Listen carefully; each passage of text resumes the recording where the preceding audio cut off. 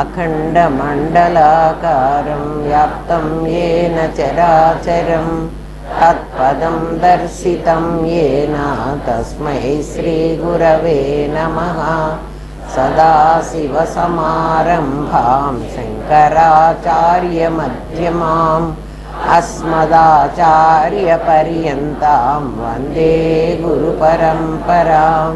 गुरुब्रह्मा गुरुर्विष्णु गुरुदेवो महेश्वरः गुरुसाक्षात् परब्रह्मा तस्मै श्रीगुरवे नमः। नित्यानन्दं परमसुखदं केवलं ज्ञानमूर्तिं विश्वातीतं गगनसदृशं तत्त्वमस्यादिलक्ष्यम् एकं नित्यं विमलमचलं सर्वधी साक्षिभूतं भावातीतं त्रिगुणरहितं सद्गुरुं तं नमामि। ॐ सहना भवतु सहनौ भुनक्तु सह वीर्यं करवावहै तेजस्विनावधीतमस्तु मा विद्विषावहै। ॐ शान्ति शान्ति शान्तिः। నిన్న మనం పిండము అండము బ్రహ్మాండము మూడు కూడా ఒకే పదార్థం అని నిర్ణయించాం. ఒకటే కదా. ఆ మూడు ఎవరు అంటే శివుడే అని చెప్తాం. శివుడు అంటే శివుడు కాదు, మంగళకరుడు కదా, సదాశివుడు వాడు. సత్ చిత్ శక్తి. కరెక్ట్. ఎందుకంటే ఆనందం అంటారని చూస్తున్నాను. పర్వాలేదు. 24 గంటల్లో కొంచెం మార్పు వచ్చింది, చాలా సంతోషం. శివ శబ్దం అది శుభం అన్నమాట. శుభకరమైన, శుభం భూయాత్ అంటాం, అంటే మంగళకరమైనది. అదే మిగిలినవన్నీ అమంగళకరమైనవి. ఎందుకని? జీవత్వం శాశ్వతత్వం లేనిది అమంగళం, శాశ్వతత్వం ఉన్నది మంగళం. అదే మంగళం, అదే శివం. సత్యం శివం సుందరం అంటారు చూడండి, అదే పరమాత్మ. బాగా మీరు తెలుసుకుంటే మీకు అదే అర్థమవుతుంది. ఏమిటి ఇక్కడ ఎక్కడో పోగొట్టావు సుధా? ఇక్కడ లేదు, ఇక్కడ ఉంది. మన పిండాండం పంచకోశాలు కదా. పిండాండం అంటే మనం కదా. మనకి 24 తత్వాలు ఉన్నాయి కదా.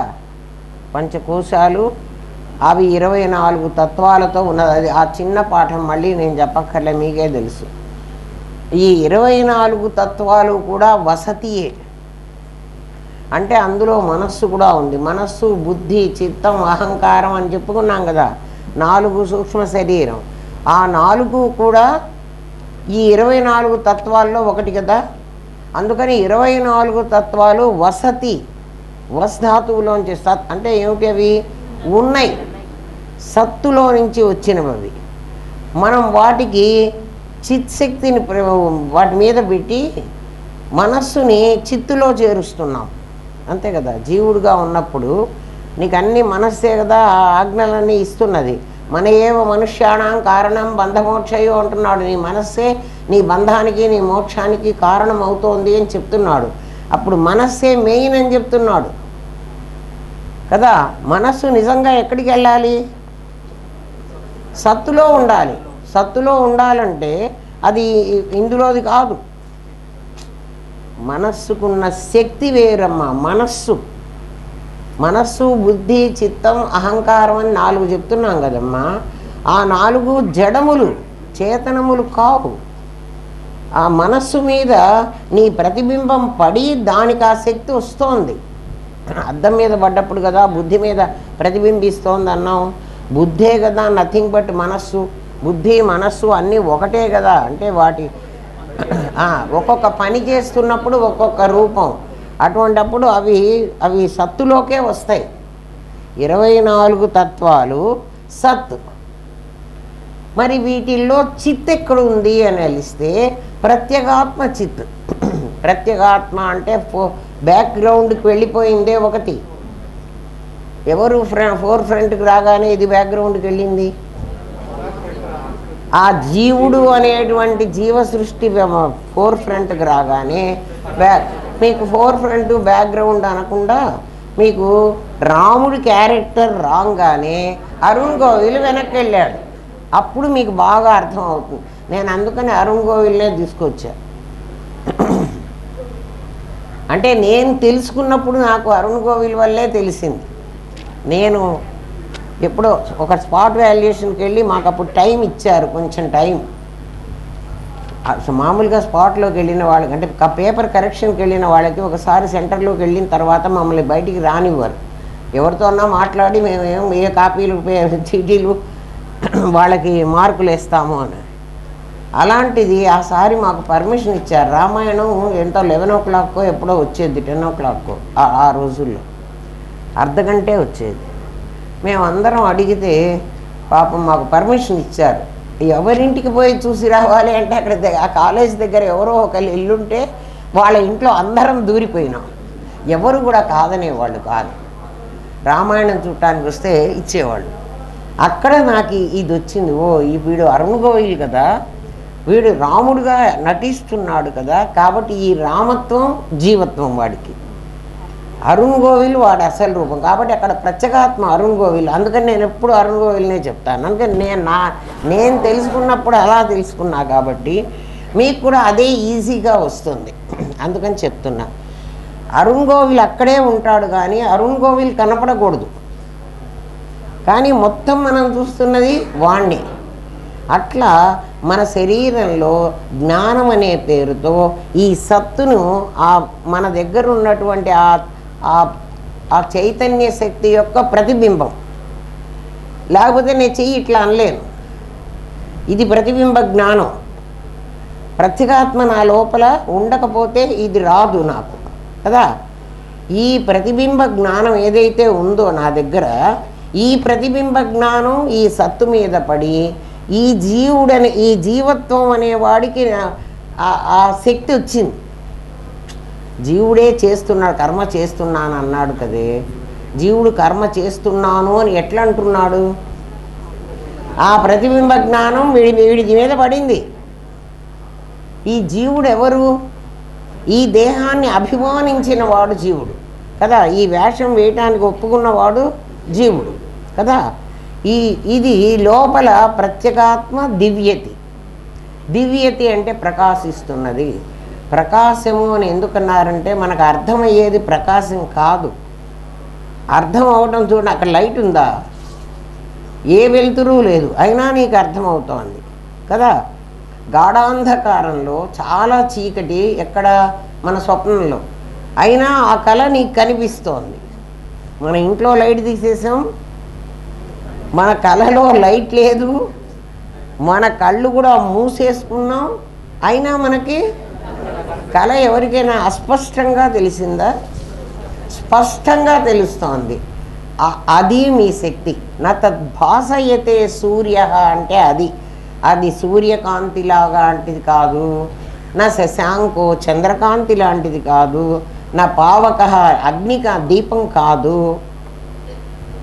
ఆ కాంతిలోకి కనుక నువ్వు వెళ్ళగలిగితే యద్గత్వ నా నివర్తంతే, మళ్ళీ నువ్వు జన్మకి వెళ్ళక్కర్లేదు. ఆ ధామం నాది అని చెప్పాడు. ఇప్పుడు మిమ్మల్ని ఆ ధామంలోకి పంపిస్తా చూడండి. మన దగ్గర ఒక వసతి ఉంది, ఒక దివ్యతి కూడా ఉంది. పిండాండంలో ఉందని చెప్పుకున్నాం కదా. అన్నిట్లో కూడా అదే ఉండాలి. అది కాకుండా దాని మీద ఒక జీవత్వము అనే దాన్ని నేను ఒక తొడుగులాగా వేసుకున్నా. తొడుగులాగా అని మేము మాటలు అంటాము కానీ నిజంగా తొడుగు కాదు. అరుణ్ గోవిల్ రాముణ్ణి ఆపాదించుకున్నాడు, దాన్ని ఆరోపితం అనాలి. ఇది అధిష్టానం అనాలి. అంటే నేను ప్రత్యేగాత్మని అధిష్టానం, నా మీద వేసుకున్నటువంటి జీవత్వం ఆరోపితం. నిజంగా నా జీవుడికి జాగ్రత్త స్వప్న సుషుప్తులు అనే అవస్థలు ఉన్నాయి, నాకు లేవు. నేను అంటే ఎప్పుడూ ప్రత్యేగాత్మని. ప్రత్యేగాత్మ నిద్రపోడు కదా. జీవుడు నిద్రపోతుంటే కూడా ప్రత్యేగాత్మ మెళుకువతో ఉంటాడు. అది ఎట్లా ఉంటాడండి అంటే పడుకోనుంటే ఆ పక్కన దుర్యోధనుడు ఈ పక్కన అర్జునుడు వస్తారు కదా, నాటకంలో చూస్తాం కదా, సాయం కోరడానికి వచ్చామయ్యా అని అడిగితే, నాయన నా దగ్గర నారాయణాభిధానులు వారు కయ్యంబు సేదురు వారొక్కడ, నేను ఊరక నిరాయుధుడినై ఉంటాను ఒక చోట అని చెప్తాడు. ఆ సీన్ అది గుర్తు చేసుకోండి. కృష్ణుడు మెలకువతోనే, కృష్ణ వేషధారి మెలకువతోనే ఉంటాడు. వాడు నిద్రపోవటంలే, ఎక్కడ స్టేజ్ మీద వాడు పడుకుని నిద్రపోతున్నట్టుగా పడుకుంటాడు. ఇక్కడ దుర్యోధనుడు కృష్ణుడు పడుకున్నాడు అని అనుకొని ఆ తల దగ్గర కూర్చుంటాడు. అర్జునుడు కూడా పడుకున్నాడు అని వాడికి ఇప్పుడు వాడు పడుకున్నాడా నిద్రపోతున్నాడా? ఎవరు? కృష్ణుడు. కృష్ణుడు పడుకున్నాడా నిద్రపోతున్నాడా? కృష్ణుడు మెలకువతో ఉన్నాడు, నిద్రపోతున్నట్టుగా నటిస్తున్నాడు. అర్థమైందా? అట్లా ఎట్లా పోతాడు అంటే, ఇప్పుడు ఈ ప్రత్యేగాత్మ అట్లా ఉన్నాడు మన దగ్గర. ఇప్పుడు నిద్రపోయేవాడెవడు, మెలకువతో ఉన్నవాడెవడు? మెలకువతో ఉన్నవాడు ప్రత్యేగాత్మ, నిద్రపోతున్నవాడు జీవుడు. జీవుడు ఎవడురా అంటే, ఎవడైతే నా మీద తొడుగు వేసుకున్నానో వాడు జీవుడు. నా మీద తొడుగు వేసుకున్నాను, నా మీద ఏం వేసుకున్నాను? భానుమతి అనే తొడుగు నేను వేసేసుకున్నా కదా. ఇప్పుడు నేను పడుకొని ఉన్నాను, నాకు నిద్ర పట్టింది, నేను నిద్రపోతున్నాను. మీరందరూ ఏమంటారు? ప్రత్యేగాత్మ నిద్రపోతున్నాడు అంటారా? కాదు, అమ్మ నిద్రపోతోంది అంటారు. అంటే నా మీద అమ్మ అనేటువంటి ఆ జీవత్వాన్ని మీరేశారు కదా. అమ్మకు కల వచ్చింది, అమ్మ నిద్రపోయింది, అమ్మ లేచింది అంటున్నారా? ప్రత్యేగాత్మ నిద్రపోయినాడు లేచి. అంటే జాగ్రత్త స్వప్న సుషుప్తి అనే 3 అవస్థలు ఎవడికి? జీవుడికి. లేని జీవుడికి 3 అవస్థలు ఇచ్చాం. లేని జీవుడి చేత కర్మ చేయించాం కదా. ఆ లేని జీవుడికి కర్మ ఫలాలు అంటగట్టాం మనం. అర్థమవుతోందా? అర్థం కాలేదా? జీవుడు లేనివాడు నిజంగా లేడు. వాడు ఎవరి మీద ఉండాలని నిర్ణయించుకున్నాడో వాడు అధిష్టానం. అధిష్టానం నిద్రపోదు, అధిష్టానం ఎప్పుడూ మెలకువతో ఉంటుంది. మీరు చెప్తే మేము నమ్మాలా అండి? అధిష్టానం నిద్రపోదని మీరు అంటున్నారు, మా అధిష్టానం నిద్రపోతూనే ఉంది. మీ అధిష్టానం కూడా నిద్రపోవటంలే. ఎందుకు అంటే మీ అధిష్టానమే ఏమ్మా, మీరు స్వాప్నిక జగత్తులో ఉన్నప్పుడు, స్వప్న జగత్తులో మీరు ఉన్నారు, మీకు కళ వస్తోంది. కానీ కళలో ఉన్న మీరొకళ్ళు, కళలో నేను లండన్లో డ్రైవ్ చేస్తూ ఉన్నాను, కళలో దాన్ని డ్రైవ్ చేస్తూ ఉన్నాను అని చూస్తున్నవాడు ఇంకొకడు ఉన్నాడు. వాడు చూడకపోతే ఆ డ్రైవ్ చేసిన సంగతిని, అక్కడ యాక్సిడెంట్ అయిన సంగతిని తెల్లవారి మళ్ళీ మీకు నేను చెప్పలేను. అంటే నేను నిద్రపోతుంటే నేను ఎలా చెప్పగలను? కళని చూస్తూ నేను మెలకువతో ఉన్నాను కదా. అర్థమవుతుందా? సరే, సంతోషం. ఆ కళని చూస్తూ మెలకువతో ఉన్నవాడు గాఢ సుషుప్తిలోకి వెళ్ళిపోయినాడు, నిద్రలోకి వెళ్ళిపోయినాడు. నిద్రపోయిన తర్వాత, నిద్రపోయింది జీవుడు కదా. జీవుడు అంటే వసతి దివ్యతీనా? కాదు. ఎవరిని ఆరోపించామో వాడు ఎప్పుడు కూడా జాగ్రత్త స్వప్న సుషుప్తులు జీవుడికి ఇవ్వండి, ప్రత్యేగాత్మకి ఇయ్యకండి. ఆ ప్రత్యేగాత్మ అనేవాడు, ఆ దివ్యతి అనేవాడు, వాడు మెలకువతో ఉంటాడు. వాడు మెలకువతో ఉండకపోతే ఈ జంజాటకం అంతా, ఈ జీవ జంజాటకం నీకు లేకపోతే నీకు హాయి ఉంటుంది అని వాడే చెప్పాడు. హాయిగా నిద్రపోయినాను అంటున్నావు అంటే ఆ హాయిని అనుభవిస్తున్నవాడు ఒకడు మెలకువతో ఉండకపోతే వాడు ఎక్స్పీరియన్స్ చేస్తున్నాడు. మీ దగ్గర కూడా వాడే ఉన్నాడు. అయితే మీరు జీవత్వంతో తాదాత్మ్యం పొందారు కాబట్టి ఈ 3 అన్నీ కలిసి జీవుడికే అంటగట్టారు. జీవుడికి జాగ్రత్త స్వప్న సుషుప్తి అనే అవస్థలు ఉన్నాయి, పరమాత్మకు ఏ అవస్థలు లేవు. అందుకని పరమాత్మ ఎక్కడుంటాడు అంటే తురీయంలో పరమాత్మే ఉంటాడు. పరమాత్మకు 3 అవస్థలు లేవు. అందరూ ఏమంటారంటే జాగ్రత్త స్వప్న సుషుప్తి తురీయ అనే అవస్థలు 4 అంటారు. కానీ శాస్త్రం అవస్థాత్రయం అనే చెప్పింది. అవస్థలు మూడే. ఆ మూడు ఎవడికి? జీవుడికే. దేవుడికి అవస్థలు 4 కాదు, వాడికి ఒకటే ఉంటుంది. ఆ కనబడని 4వ సింహమేరా పోలీస్. ఆ కనబడని 4వ సింహమేరా దివ్యతి అనే ప్రత్యేగాత్మ. వాడు వీళ్ళలాగా కనపడడు. నలుగురు లేకపోతే నీకు ముగ్గురు కనపడడానికి అవకాశం లేదు. నలుగురు కనుక ఉన్నట్లయితే 4 వైపులా నువ్వు ఇటు నుంచి చూస్తే ఈ ముగ్గురు కనపడతారు, అక్కడి నుంచి చూస్తే ఆ ముగ్గురు కనపడతారు, ఇక్కడి నుంచి చూస్తే ఈ ముగ్గురు కనపడతారు, వెనక నుంచి చూస్తే ఈ ముగ్గురు. 4వ వాడు కనపడడు. అట్లా 4 ఉండవు. ముగ్గురు జీవుడి స్థితులు. నాలుగవది అంతటా ఉన్న స్థితి. అంటే అప్పుడు ఈ మూడిట్లో కూడా ఆ 4వ వాడు ఉండాలి. అప్పుడు ఈ మూడిట్లో ఉంటే వాడు 1 అవుతాడా? 4 కాబట్టి వాడు 1/4 కాదు, వాడు 1. దట్ ఈస్ అద్వైతం. అద్వైతం అంటే ఎప్పుడు 1 దగ్గరే ఆగాలి కదా. ద్వైతం అంటే 2 ఉండొచ్చు, 3 ఉండొచ్చు, 100 ఉండొచ్చు, 99 ఉండొచ్చు.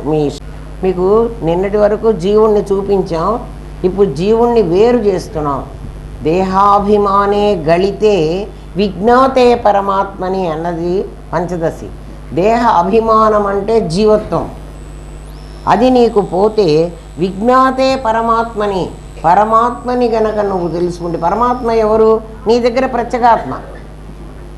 పరమాత్మను తెలుసుకునే ప్రయత్నం ఎప్పుడూ చేయవాకండి. ఇంట గెలిచిన తర్వాతే రచ్చ గెలవాలి. ముందు ఇంట్లోనే గెలవలేకపోతే నీ దగ్గర ఉన్న ప్రత్యేగాత్మని ముందు తెలుసుకోండి.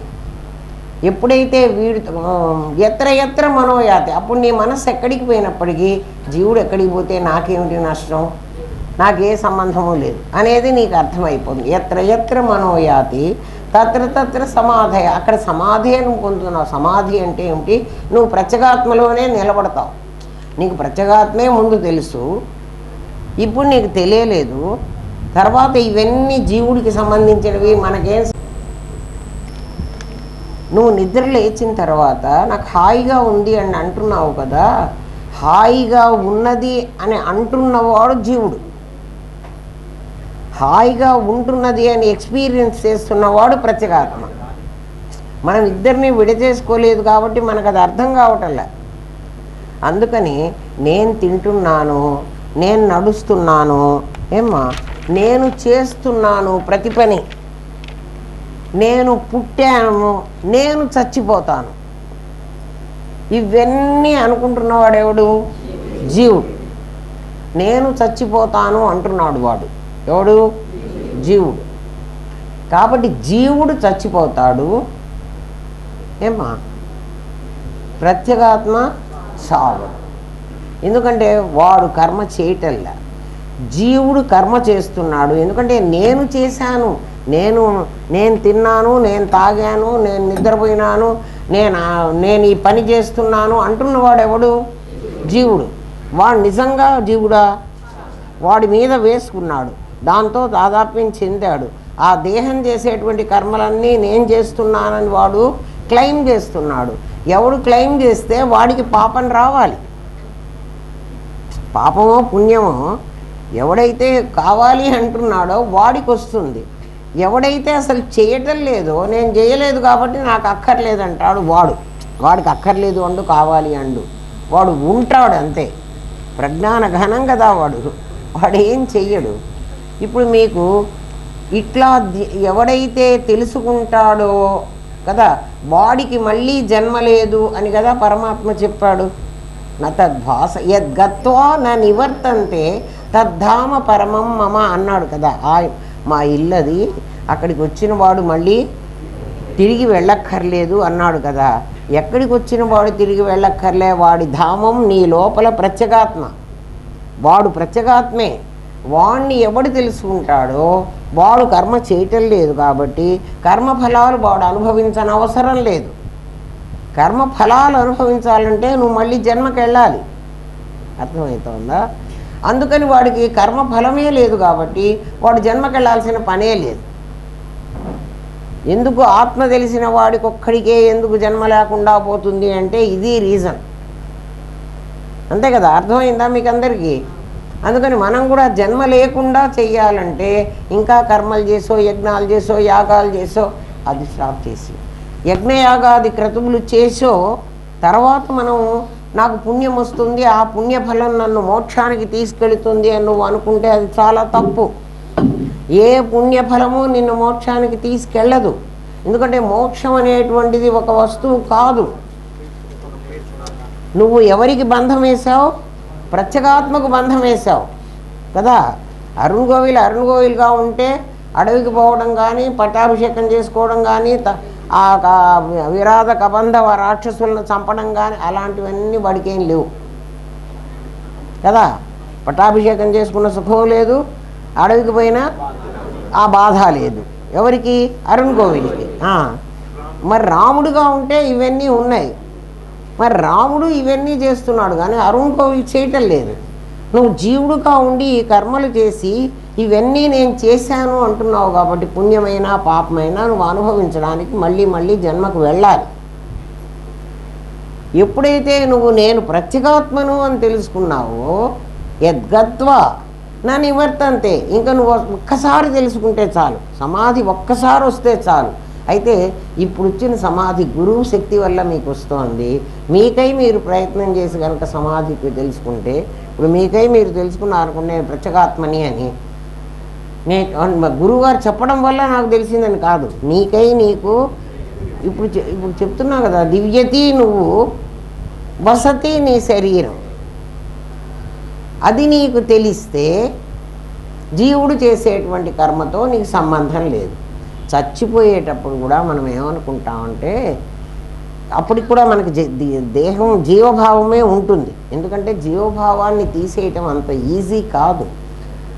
ఫిలాసఫీ నేర్చుకుని అది జీవభావం ఇది అని తెలుసుకుని దాన్ని తొలగించుకోగలిగితేనే నీకు తెలుస్తుంది. లేకపోతే జీవత్వం పోదు. ఎవరైనా మా గురువుగారు మమ్మల్ని అనేవాళ్ళు, హాస్పిటల్కి వెళ్ళి ఇంటెన్సివ్ కేర్కి వెళ్ళి వాళ్ళందరినీ వాళ్ళు ఏమంటున్నారో వినిరండి అని పంపించేవాళ్ళు.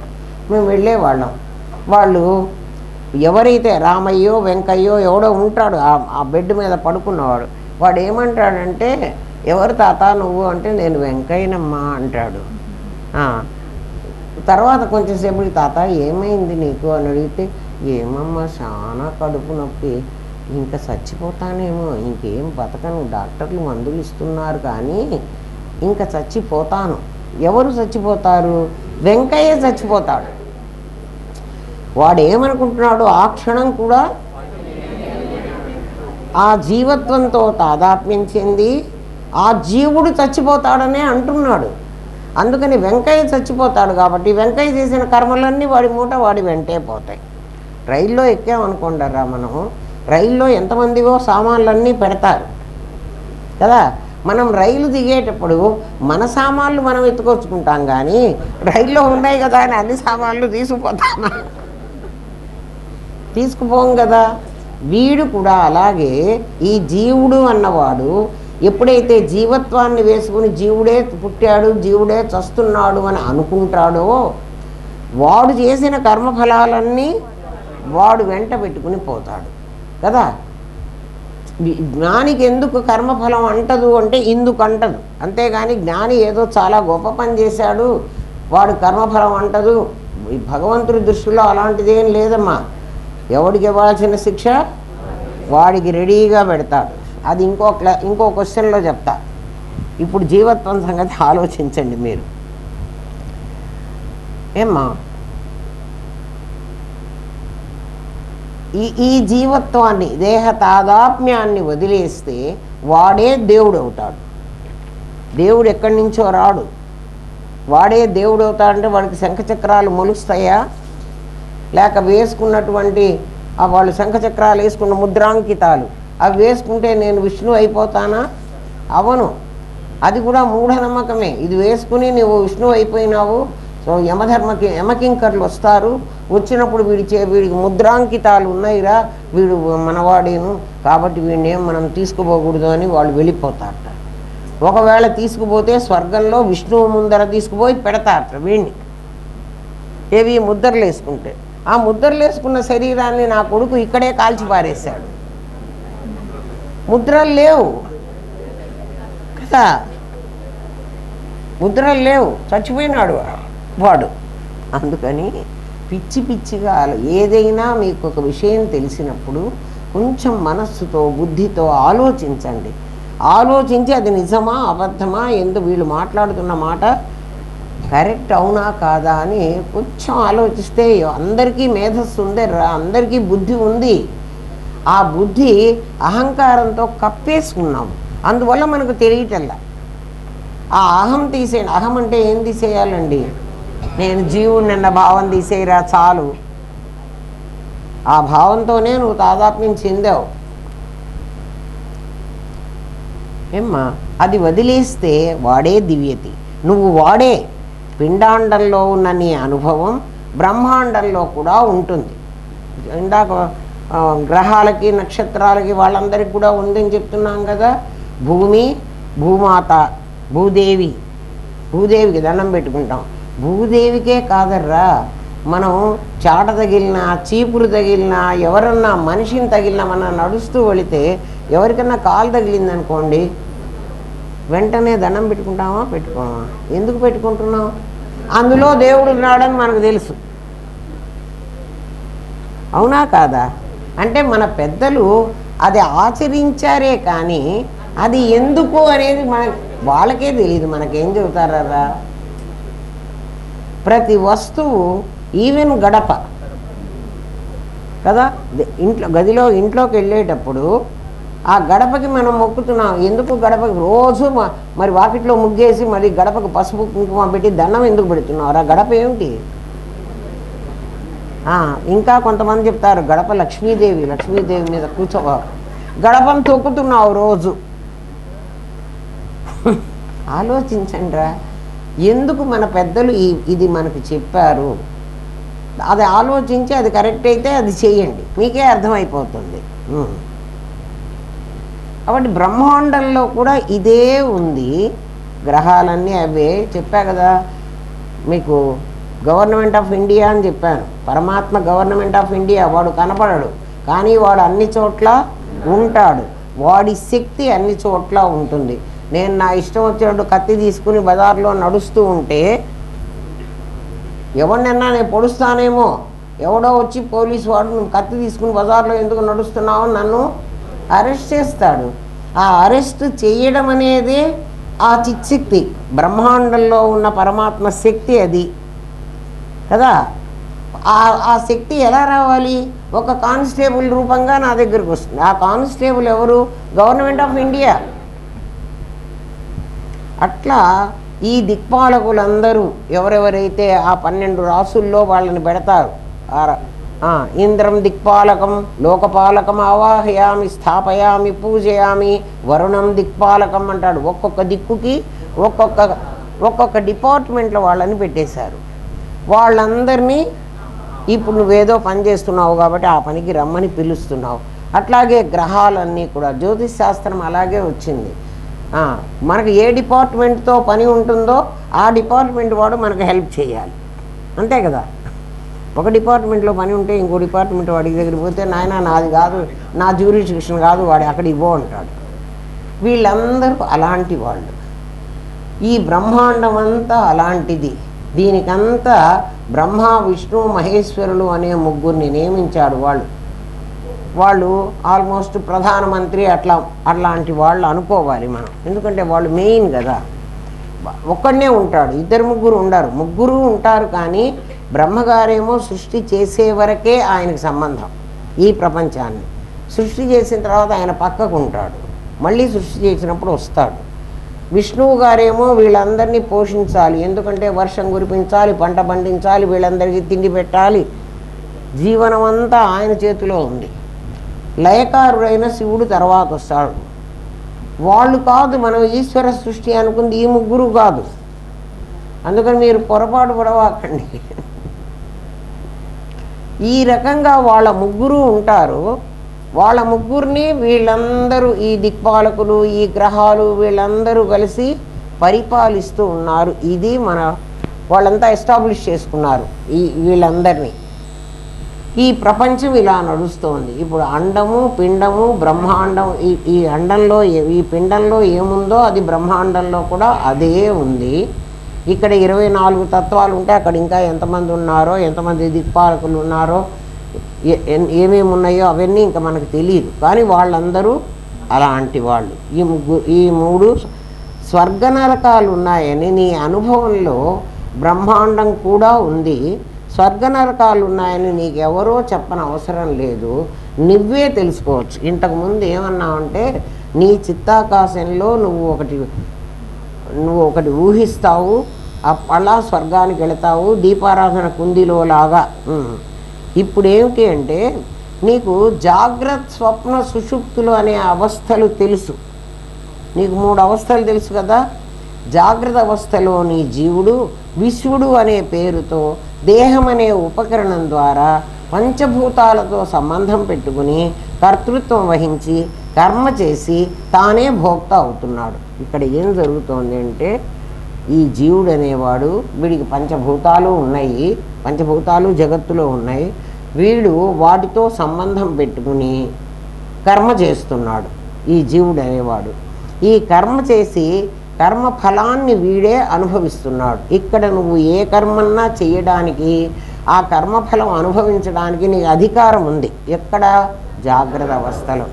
జాగ్రత్త అవస్థలో నువ్వే పనన్నా చెయ్యొచ్చు. జాగ్రత్త అవస్థలో నేను పాఠం చెప్తున్నాను, ఈ పాఠం యొక్క ఫలితాన్ని అనుభవించడానికి కూడా నేనే భోక్తని కదా. మీకు అర్థం చేయించడానికి, మీకు అర్థం చేసింది ఇప్పుడు ఇంతమందికి అర్థమైందనుకో, ఒక్కడికి అర్థం చేయించగలిగితే ఈ భూఖండం అంతా దానం చేస్తే ఎంత ఫలం వస్తుందో అంత వస్తుంది నాకు. ఇప్పుడు మీకు ఇంతమందికి అర్థం చేయిస్తే ఎన్ని భూమండలాలో నాకు ఫలితం వస్తుంది కదా. నాకు రాదు. ఎందుకని రాదు అంటే జీవుడు మీకు పాఠం చెబుతున్నాడు, నేను చెప్పటంలే. మీకు ఈ సంగతి ఎక్కడ చెప్పానో చెప్పనా? వాళ్ళందరూ లయన్స్ క్లబ్ వాళ్ళందరూ భోజనాలు చేసి ఆ రుక్మిణి దూర్వాస మహర్షికి అన్నం పెట్టి వస్తుంది. ఆ అన్నం పెట్టి వచ్చినప్పుడు దారి ఇవ్వమంటే యమునా నదిని నిత్య బ్రహ్మచారి సదా ఉపవాసి దారి ఇమ్మన్నాడని అడగమన్నాడట. అరే నేను ఇప్పుడు అన్నం పెట్టాను, ఆయన తిన్నాడు, ఆయన ఉపవాసం ఎట్లవుతాడు? నేనే భార్యని, నాతో వీడు కాపురం చేస్తున్నాడు రోజు, వీడేమో బ్రహ్మచారి ఎట్లయినాడు? నాకు అర్థం కాలేదన్నదిట. పాపం అడగాల్సి వచ్చింది. మరి ఇంకెవరు నన్ను అడిగి చెప్పడు కదా. ఇప్పుడు కృష్ణ పరమాత్మ అదంతా నాకే, నేను నిత్య బ్రహ్మచారి, నువ్వు వాడేమో సదా ఉపవాసే పొమ్మన్నట్ట. అంటే ఆవిడికి అర్థం కాలే. వాళ్ళిద్దరే అట్లాంటి వాళ్ళేమో అంత తపస్సు చేశాడేమో, ఈయన ఇంత ఏ తపస్సు లేదు. కృష్ణుడు నేను ప్రత్యేగాత్మనని తెలుసుకున్నవాడు. అందుకని జీవుడు కృష్ణుడు కదా. ఆ జీవుడు రుక్మిణికి భర్త, వాడు అది వేసుకున్నాడు కదా. ఆవిడ అది భార్య అని వేసుకుంది, వీడు భర్త అని వేసుకున్నాడు. వాళ్ళిద్దరూ కాపురం చేశారు. కృష్ణుడు కాపురం చేయలే. అట్లా ఆ దుర్వాసుడు కూడా ఆవిడ అన్నం పెట్టింది, ఆ వాడు తిన్నాడు, కానీ వాడు నేను తినలేదు పొమ్మన్నాడు. ఇప్పుడు నేను కూడా పాఠం చెప్పాను, మీరందరూ విన్నారు, నేను అసలు చెప్పనే లేదు పొమ్మంటున్నాను. ఇంకా నాకు పుణ్యం ఎట్టొస్తుంది? రాదు. జీవత్వాన్ని మీద వేసుకుంటేనే కర్మఫలం నువ్వు అనుభవించాలి. అర్థమైందా? అప్పుడు అర్థం కాలే, ఇప్పుడు అర్థమైంది మీకు. ఆ కథ నేను మీకు ఎప్పుడో చెప్పా, అప్పుడు అర్థం కాలే, ఇప్పుడు అర్థమైంది. అంటే మీ లెవెల్ ఇంకాస్త పెరిగిందన్నమాట, అర్థం చేసుకునే లెవెల్కి వచ్చారు. ఇంకా ఇంకా ఇంకా తెలుస్తూ ఉంటే ఇంకా తెలుస్తూ ఉంటాయి మీకే, ఇంకా లెవెల్ మారే కొద్దీ. కళలో ఇప్పుడు జాగ్రత్త అవస్థలో మనం ఇదే నిన్నటి కీలకం చెప్తున్నాం. మనం ఇప్పుడు దాని మీదకి అప్రోచ్ రోడ్ అయిపోయింది. మనం ఇప్పుడు బ్రిడ్జి మీద ఉన్నాం. బ్రిడ్జి దిగితే మన డెస్టినేషన్ అది. అందుకని బ్రిడ్జి మీద ఉన్నారు, కేర్ఫుల్గా ఉండండి. ఏమన్నా అడుగు తిరిగారంటే నీళ్ళల్లో పడతారు. జాగ్రత్త అవస్థలో జీవుడికి కర్మ చెయ్యడానికి, కర్మ ఫలాన్ని అనుభవించటానికి అధికారం ఉంది. కాబట్టి కర్మ చేస్తూ ఉంటాడు. కర్మ ఫలాలన్నీ మన పేరు మీద బ్యాంకులో జమ అవుతూ ఉంటాయి. మనం కావాలన్నా అవునన్నా వద్దన్నా అక్కడ అక్కడ జమ అవుతూ ఉంటాయి కదా. స్వప్న స్థితిలో అది మీకే చూపిస్తున్నాడు పరమాత్మ.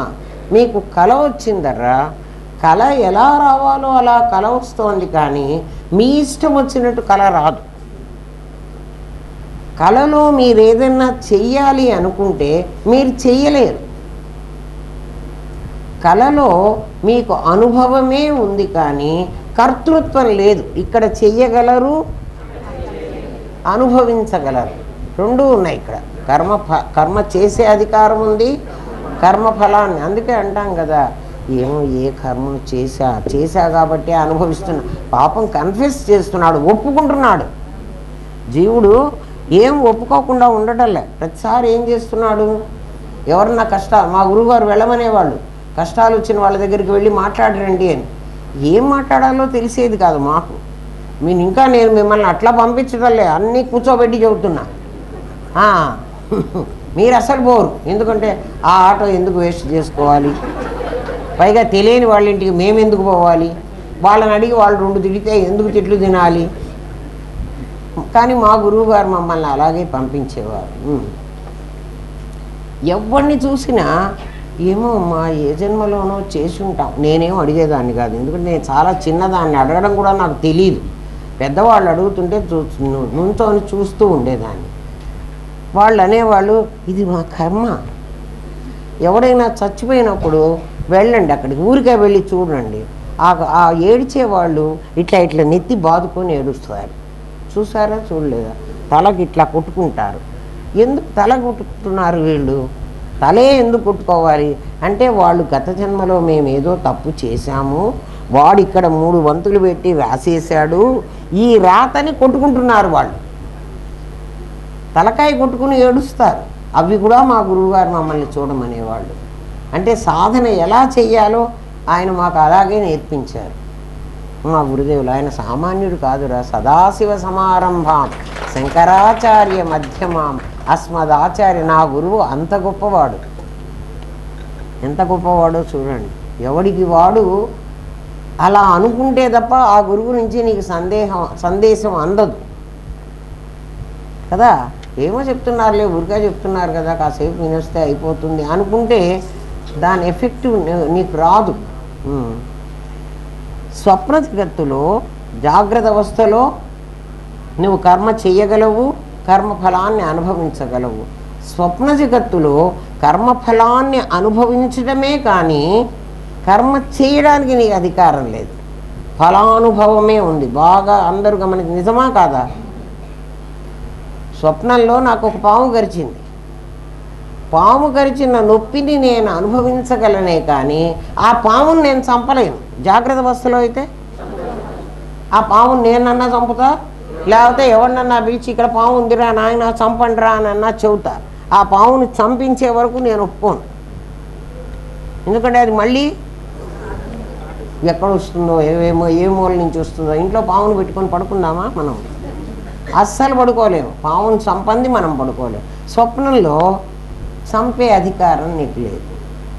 అందుకని కర్మఫలం అనుభవమే కానీ కర్తృత్వం చేయడం అంటే ఇంకో కర్మ చెయ్యడానికి నీకు అధికారం లేదు. ఎక్కడ? స్వప్నం. అది నీకు అనుభవమా? నీ కల్లో నువ్వు అనుకున్నట్టు ఏమన్నా చేయగలుగుతున్నావా? కళ ఎలా వస్తుందో ఆ కళని శుభమైన అశుభమైన మనమే అనుభవిస్తున్నాం. అవునా కదా? కదా. నీ స్వప్న జగత్తు ఎలాంటిదో నువ్వు ఊహించిన చిత్తాకాశంలోని స్వర్గం అలాంటిది. అందుకని స్వర్గంలో నువ్వు కర్మను అనుభవించడానికే అధికారం ఉంది కానీ కర్మ చేయడానికి అధికారం లేదు. అదే పరమాత్మ గీతలో ఏం చెప్పాడు? క్షీణే పుణ్యే. నువ్వు పుణ్యం చేసి స్వర్గానికి వెళితే ఆ పుణ్యం అనుభవిస్తే అయిపోతుంది, మళ్ళీ అక్కడ చేయటానికి లేదు. మధ్యలోకం విశంతి. భగవద్గీత ఇట్లా అర్థం కావాలి నీకు కదా. లేకపోతే స్వర్గంలో పుణ్యం అయిపోగానే నరకానికి మళ్ళీ భూమి మీదకే వస్తారట. నేను డబ్బులు తీసుకుని ఢిల్లీ వెళ్ళాను, హోటల్లో దిగాను, ఆ సంగతి మనకు చాలా తెలుసు. అక్కడ నా డబ్బులు అయిపోయినాయి, నా పని ఇంకా కాలే, ఇంకో రోజు ఉండాల్సి వచ్చింది, ఆ హోటల్ వాడు నన్ను అట్టే పెట్టుకోడు, బయటికి నెట్టేస్తాడు, అదే మరణం. మళ్ళీ డబ్బులు సంపాదించుకుని నేను వెళ్ళాలంటే ఢిల్లీలో నాకు సంపాదన లేదు, మళ్ళీ నేను కర్నూలుకు రావాలి డబ్బు సంపాదించుకోవడానికి. అట్లా నువ్వు స్వర్గానికి వెళితే స్వర్గం కానీ నరకం కానీ నువ్వు అంటే ఎవరు వెళ్తారు? జీవుడు వెళ్తాడు. ఎందుకని చచ్చేటప్పుడు కూడా నువ్వు జీవభావంతోనే చచ్చావు. అప్పటికప్పుడు నాకు బ్రహ్మభావన వస్తుందిలేండి అని అంటే ఇప్పుడు లేనిది అప్పుడు అసలు రాదురా. జీవత్వాన్ని ఇప్పుడు వదలుచుకోవాలి కానీ అప్పుడు ఎప్పుడో చచ్చేటప్పుడు నేను అప్పుడు అసలు ఏమీ ఉండదు. ఆ జీవుడు భయపడి చస్తుంటాడు ఏమ్మా. అందుకని ముందే సంపాదించుకోవాలి. జీవత్వాన్ని ముందే వదలుచుకుంటే అసలు వెళ్ళాల్సిన పనే ఉండదు కదా. కర్మ ఉంటే కదరా, కర్మ అనుభవించడానికి మళ్ళీ పోవాలి. క్షీణే పుణ్యే, అక్కడ పుణ్యం అయిపోతే మళ్ళీ మర్త్యలోకానికి మనం రావాలి. అక్కడ సంపాదించడానికి వీల్లేదు. అది నీకు స్వప్నంలో నీకు అర్థమైనట్లు, స్వప్నంలో నువ్వు సంపాదించలేవు కదా. జాగ్రత్త, స్వప్న, సుషుప్తి అనే 3 అవస్థలు కదా పెట్టాము. ఆ 3 అవస్థలలో జాగ్రత్త అవస్థ నీవు కర్మ చేస్తావు, అనుభవిస్తున్నావు, మూట కట్టుకుంటున్నావు నీ జీవత్వాన్ని. స్వప్నస్థితిలోకి వచ్చేటప్పటికి నువ్వు కర్మ అనుభవమే కానీ కర్మ కర్తృత్వం లేదు, భోక్తృత్వం అంటాం. భోక్తవే కానీ కర్తవి కావడానికి వీల్లేదు.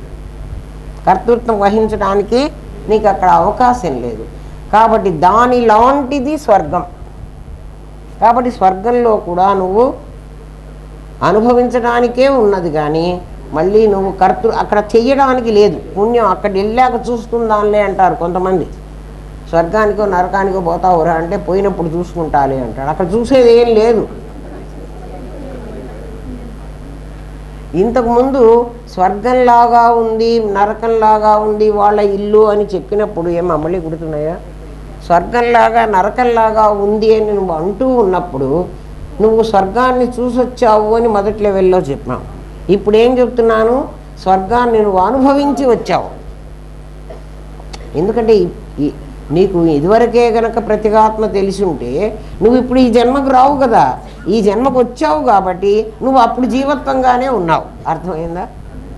ఇది మీకు సెకండ్ లెవెల్లో కదా. స్వర్గం ఉంది, నరకం ఉంది అని నువ్వు అంటున్నావు కదా. నువ్వు అనుభవించకపోతే నువ్వు అనవు వాళ్ళ ఇల్లు స్వర్గంలాగా ఉంది, వీళ్ళ ఇల్లు నరకంలాగా ఉంది అని అంటున్నావు అంటే నీకు ఎవడో చెప్పిన మాటలు కాదు. నువ్వు స్వర్గానికి వెళ్ళావు, నువ్వు నరకానికి కూడా వెళ్ళావు, అవి నువ్వు అనుభవించావు. అక్కడ సంపాదించడానికి లేక మళ్ళీ ఇక్కడికి మనం జన్మకు వచ్చాం. ఇప్పుడు అర్థమైందా? ఇంకో లెవెల్లో మీకు బ్రిడ్జ్ ఇదే. అంటే స్వర్గ నరకాలని మీరు ఎక్స్పీరియన్స్ చేశారు. ఇప్పుడు జాగ్రత్త అవస్థ, స్వప్నావస్థలోకి వెళ్ళి మళ్ళీ నువ్వు సుషుప్తి అవస్థలోకి వెళ్ళి మళ్ళీ ఇక్కడికి వస్తున్నావు. అంటే కలలో నుంచి మధ్యలో నువ్వు వెళ్తున్నావు. కళ వస్తుంది, కళ్ళలో నుంచి మెలకువలోకి వస్తామా, కళలో నుంచి మళ్ళీ గాఢ సుషుప్తిలోకి వెళుతున్నావు. 3 స్థితులు అనుభవిస్తున్నావు.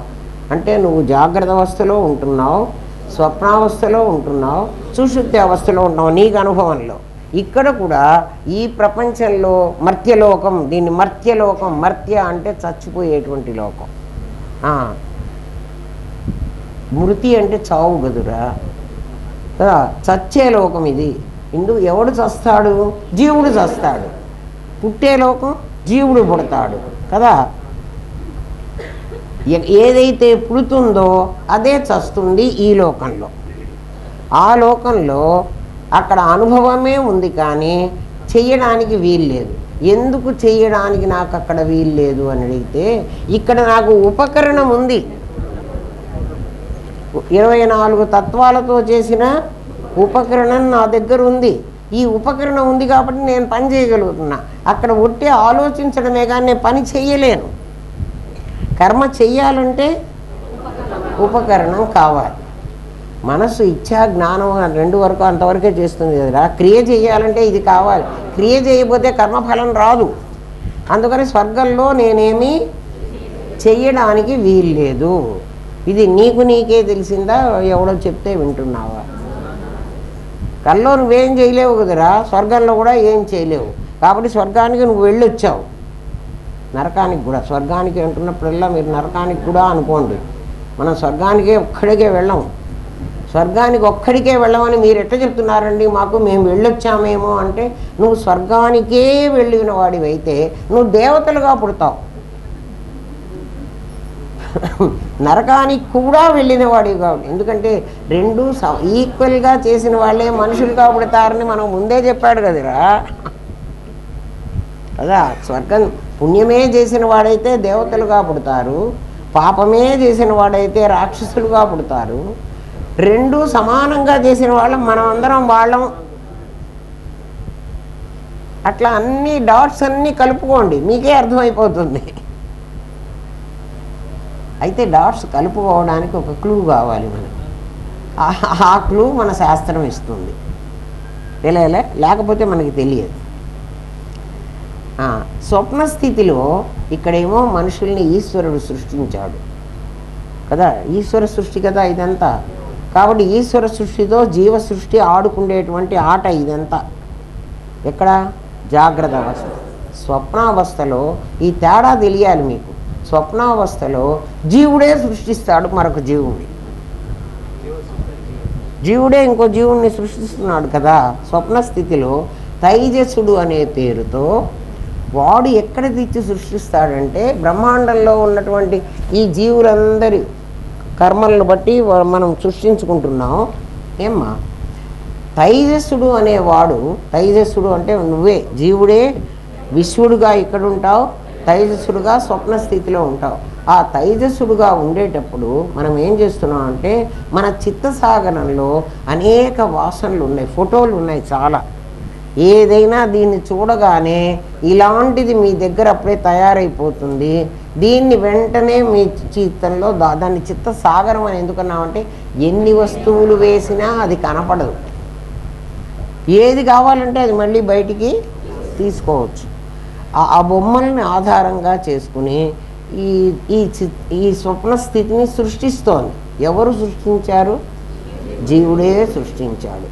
ఇక్కడ జీవ సృష్టిని ఈశ్వర సృష్టి మీద వేశాం. ఎక్కడ? జాగ్రత్త అవస్థలో. స్వప్న స్థితిలో జీవ సృష్టిని జీవ సృష్టి మీదే వేశాం. రెండు జీవుళ్ళే, అందుకే కల్లా అన్నారు. ఇదేదో పెద్ద నిజమైనట్టు. దీన్నేమో నిజం అంటున్నాడు, అదే అబద్ధం అంటున్నాడు. ఇది ఇట్లాంటిదే, అది కూడా ఇట్లాంటిది. అంతే కదా, కాదా? ఇది కూడా అట్లాంటిదే కదరా, ఇది కూడా జీవ సృష్టి వేసుకుంటున్నావు కదా. ఇది జీవ సృష్టిని ఈశ్వర సృష్టి మీద వేసిన ఈశ్వర చేయలేడు. అక్కడ భోక్తృత్వమే కానీ కర్తృత్వం లేదు. స్వప్న జగత్తుని ఎలా సృష్టించుకున్నాడో స్వర్గ నరకాలను అలాగే సృష్టించుకున్నాడు. చిత్తాకాశంలో స్వర్గాన్ని నరకాన్ని ఎలా చేసుకుంటాడు అన్నావు. నీ చిత్తసాగరంలో నువ్వు చేసినటువంటి కర్మ ఫలాలు తెలుస్తున్నాయి నీకు కదా. మరణ సమయంలో నీకు అవి తెలుస్తాయి. అట్లా తెలిసినప్పుడు నువ్వేం చేస్తావు అంటే, ఆ పుణ్యఫలాలు నీకు కలలో ఎలాగైతే నీ లోపల చిత్తసాగరంలో ఉన్న వాటినే నువ్వు బొమ్మలు సృష్టించుకున్నావో వాటి ఆధారంగా, అట్లా నువ్వు మరణంలో కూడా నీ చిత్తసాగరంలో ఉన్న దాంతోనే నేను ఈ పుణ్యం, నువ్వు చేసేటప్పుడే అనుకుంటావు ఇది చేస్తే నాకు పుణ్యము, నాకు స్వర్గం వస్తుంది అని. అది కూడా దీని వెంట వస్తుంది నీకు.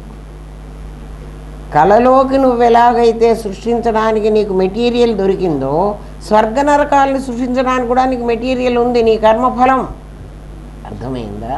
ఇది మీకు సెకండ్ లెవెల్లో తెలియాల్సింది. కాబట్టి ఆ కర్మఫలం కనుక నీకు వెంట రాకపోతే నీకు స్వర్గ నరకాలు లేవు. అది వెంట వస్తే స్వర్గ నరకాలు ఉన్నాయి. ఇప్పుడు స్వర్గం ఉందా నరకం ఉందా అని కదా వాడు క్వశ్చన్ అడిగాడు. మీరు ఊరికే నమ్ముతున్నారా? మీ తాత తండ్రి ఏమన్నా వచ్చి మీకు స్వర్గం ఉందని చెప్పారా? ఇప్పుడు స్వర్గం ఉందా లేదా చెప్పండి. నువ్వు జీవుడు అనుకున్నంతసేపు, నీకు కళ వచ్చినంతసేపు నీకు స్వర్గాన్ని సృష్టించే శక్తి, కళను సృష్టించినప్పుడు స్వర్గాన్ని ఎందుకు సృష్టించలేవు? నువ్వు సృష్టిస్తావు. కళకి ఏ మెటీరియల్ మనకి వస్తుంది? నీ చిత్తసాగరంలో ఉన్న మెటీరియలే. స్వర్గ నరకాలకి నీ కర్మఫలాలు చిత్తసాగరంలోనే ఉన్నాయి, అవి కూడా నీ దగ్గరే ఉన్నాయి. అవి తీసుకుని నువ్వు సృష్టిస్తున్నావు. కాబట్టి స్వర్గ నరకాలు ఉన్నాయి అని అద్వైతి చెప్తాడు, స్వర్గ నరకాలు లేవని అద్వైతి చెప్తాడు. ఒకడికి ఉన్నాయని చెప్తాడు, ఒకడికి ఏమయ్యా నువ్వు ఉన్నాయి లేవు రెండు చెప్తున్నావు అంటే రెండూ ఉన్నాయి అంటాడు. రెండు ఉంటే అద్వైతం ఎట్లా అవుతుంది, అది అద్వైతమే అంటాడు, ఇట్లా సమర్థిస్తాడు. అద్వైతి రెండు ఒప్పుకోకూడదు. జీవుడుగా ఉన్నప్పుడు వాడికి స్వర్గ నరకాలు ఉన్నాయి అంటాం, అక్కడ అద్వైతమే. జీవుడు కాకపోతే ప్రత్యేగాత్మగా ఉన్నప్పుడు నీకు స్వర్గ నరకాలు లేవు అంటే అది కూడా అద్వైతమే. అది అక్కడ అనుభవమే ఉంది కానీ కర్తృత్వం లేదు. కళలో అనుభవం అయిపోగానే మెళుకువలోకి వస్తే ఆ కళ జ్ఞాపకం ఉన్నట్టు. క్షీణే పుణ్యే మర్త్యలోకం విశంతి. కృష్ణుడు భగవద్గీతలో చెప్పాడు, జీవుడు పుణ్యం అయిపోయిన తర్వాత మరలా భూలోకంలోకి మర్త్యలోకంలోకి వస్తాడు అన్నావు కదయ్యా, అది కూడా నువ్వు చెప్పిన మాట నేను నమ్మాలా? మేమే అనుభవించి నిజమని చెప్పాలి. ప్రతి ఒక్కడు మీరే అనుభవించాలి. ఏదైనా శాస్త్రం మిమ్మల్ని అనుభవించమంటుంది, మిమ్మల్ని అనుభవించి కన్ఫర్మ్ చేసుకోమంటుంది. క్షీణే పుణ్యే మర్త్యలోకం విశంతి. పుణ్యం అయిపోయిన తర్వాత నేను ఈ లోకానికే వస్తాను. ఎట్లా వస్తాను అని చెప్తున్నాడంటే, నువ్వు వచ్చావు. ఎలా వచ్చావయ్యా అంటే, కళ అయిపోగానే కలగన్నాము, కళ అయిపోగానే నువ్వు మెళుకువలోకి వస్తున్నావా రావట్లేదా? మెళుకువలోకి వచ్చాక నువ్వు కళ జ్ఞాపకం చేసుకొని చెప్తున్నావా లేదా? చెప్తున్నావు కదా. అట్లా స్వర్గం ఉందని చెబుతున్నావురా. స్వర్గం ఉంది, నేను ఎక్స్పీరియన్స్ చేసి స్వర్గం ఉందని చెప్తున్నాను అన్నాడు కదా. నువ్వు అక్కడ పుణ్యం అనుభవించి అది అయిపోయిన తర్వాత ఈ లోకానికి వచ్చావు, నువ్వే వచ్చావు. కలగన్నప్పుడు ఆ కళను గుర్తుపెట్టుకుని మళ్ళీ నువ్వు చెప్పగలుగుతున్నావు కదా. ఎందుకంటే నువ్వు అక్కడ స్వర్గానికి వెళ్ళినప్పుడు కూడా నువ్వు ప్రత్యేగాత్మగానే ఉన్నావు. నీకు 3 శరీరాలు ఉన్నాయి కదరా. ఒక శరీరమే కదా ఇక్కడ కాలబెట్టారు, ఇంకా 2 శరీరాలు ఉన్నాయి కదా. ఒకటి అంతరిక్షంలోకి వెళ్ళింది కదా, దానికి కూడా నీ ప్రత్యేగాత్మ ఉండాలి కదా, దీనికి కూడా నీ ప్రత్యేగాత్మ ఉండాలి కదా. నీ ప్రత్యేగాత్మ లేకపోతే ఇది కదలవు కదా. కాబట్టి స్వర్గానికి వెళ్ళినప్పుడు కూడా నీ ప్రత్యేగాత్మ నీతోనే ఉంది. అక్కడ పుణ్యం అయిపోయిన తర్వాత నీ కళలో ఉన్నప్పుడు నీ ప్రత్యేగాత్మ నీతో ఉండబట్టే కదా ఆ కళ మళ్ళీ మెళుకువచ్చాక నువ్వు చెప్తున్నావు. అట్లా స్వర్గం నుంచి నువ్వు ఇక్కడికి వచ్చిన తర్వాత ఆ పుణ్యం అయిపోతే ఇక్కడికి వస్తారు అని నువ్వే ఒప్పుకుంటున్నావు. అర్థమైందా? ఎవడో చెప్పాడని, భగవద్గీతలో చెప్పాడని వింటలే. నువ్వు వచ్చావు, నీ కళ బయటికి వచ్చిన వాడికి కళ ఎలా గుర్తుంటుందో స్వర్గంలో నుంచి వచ్చిన నీకు స్వర్గం గుర్తుంది. అందుకని నువ్వు వాళ్ళ ఇల్లు స్వర్గంలాగా ఉందంటున్నావు కదా. అర్థం కాలేదా? అయింది కదా, చాలా సంతోషం. పుణ్యం అయిపోగానే తిరిగి జన్మించిన వారికి స్వర్గ నరకాలు స్మృతిలో ఉంటాయి, నీ జ్ఞాపకంలో ఉంటాయి. అయితే జ్ఞాపకం ఎన్నాళ్ళు ఉంటుంది చెప్పండిరా. నాకు నిన్న కల వచ్చింది, రాత్రి కల వచ్చింది, నిన్న రాత్రి నాకు కల వచ్చింది. నేను పొద్దున్న లేచి మీ అందరికి కల చెప్తాను. మహా అయితే రేపు మళ్ళీ కూడా చెప్పగలనేమో. ఒక 10 రోజులు అయినాక నాకేం కల వచ్చిందో నన్ను చెప్పానండి, గుర్తుండదు. ఎందుకని? అది ఫేడ్ అయిపోయింది. ఇంకా చాలా వచ్చినాయి నాకు. అట్లా స్వర్గానికి వెళ్ళి ఇప్పుడే కళలోకి ఈ రాత్రికే కల వచ్చి ఇవాళ్లే నాకు ఆ కళ జ్ఞాపకం ఉండి నేను చెప్పినట్టు నువ్వు ఇప్పుడే స్వర్గం నుంచి ఈ జన్మకు వచ్చావు, ఇవాళ్లే వచ్చావు కదా. అందుకని ఇవాళ నువ్వు స్వర్గాన్ని గురించి చెప్పగలవు. ఇంకా కొన్ని జన్మలైనాక చెప్పలేవు, అప్పుడు ఇంకో స్వర్గం. ఇప్పుడు ఏ స్వర్గం గురించి చెప్తున్నావు? నువ్వు ఏ స్వర్గాన్ని అనుభవించావో ఆ స్వర్గం చెప్తావు కదా. ఏ నరకాన్ని అనుభవించావో ఆ నరకం చెప్తావు. మళ్ళీ ఇంకో జన్మకి వెళ్ళినప్పుడు నీ చిత్తసాగరంలో ఇంకో స్వర్గాన్ని సృష్టించుకుంటావు. మళ్ళీ ఆ జన్మకి వెళ్ళినప్పుడు ఆ స్వర్గాన్ని గురించి చెప్తావు. స్వర్గాలు ఎన్ని ఉన్నాయండి? ఎంతమంది జీవులు ఉంటే అన్ని స్వర్గాలు ఉన్నాయి. తర్వాత ఇంకొకటి, ఇక్కడ మనకి ఇంతమంది కనపడతారు కదా, స్వర్గంలో నువ్వొక్కడివే ఉంటావు. నిన్ను పనిష్ చేసేవాడు కూడా మనిషి ఉండడు, కానీ నీకు దెబ్బలు పడుతూ ఉంటాయి కదా. ఎక్కడి నుంచి వస్తున్నాయో దెబ్బలు తెలియదు, దెబ్బలు మాత్రం తగులుతూ ఉంటాయి కదా. అది లేకపోతే నీకు గరుడ పురాణం రాయలేడు. పురాణం అందుకే రాశాడు, ఇట్లా ఉంటుందిరా నాయన నీకు అని. ఇప్పుడు స్వర్గ నరకాలు అర్థమైనయ్యా.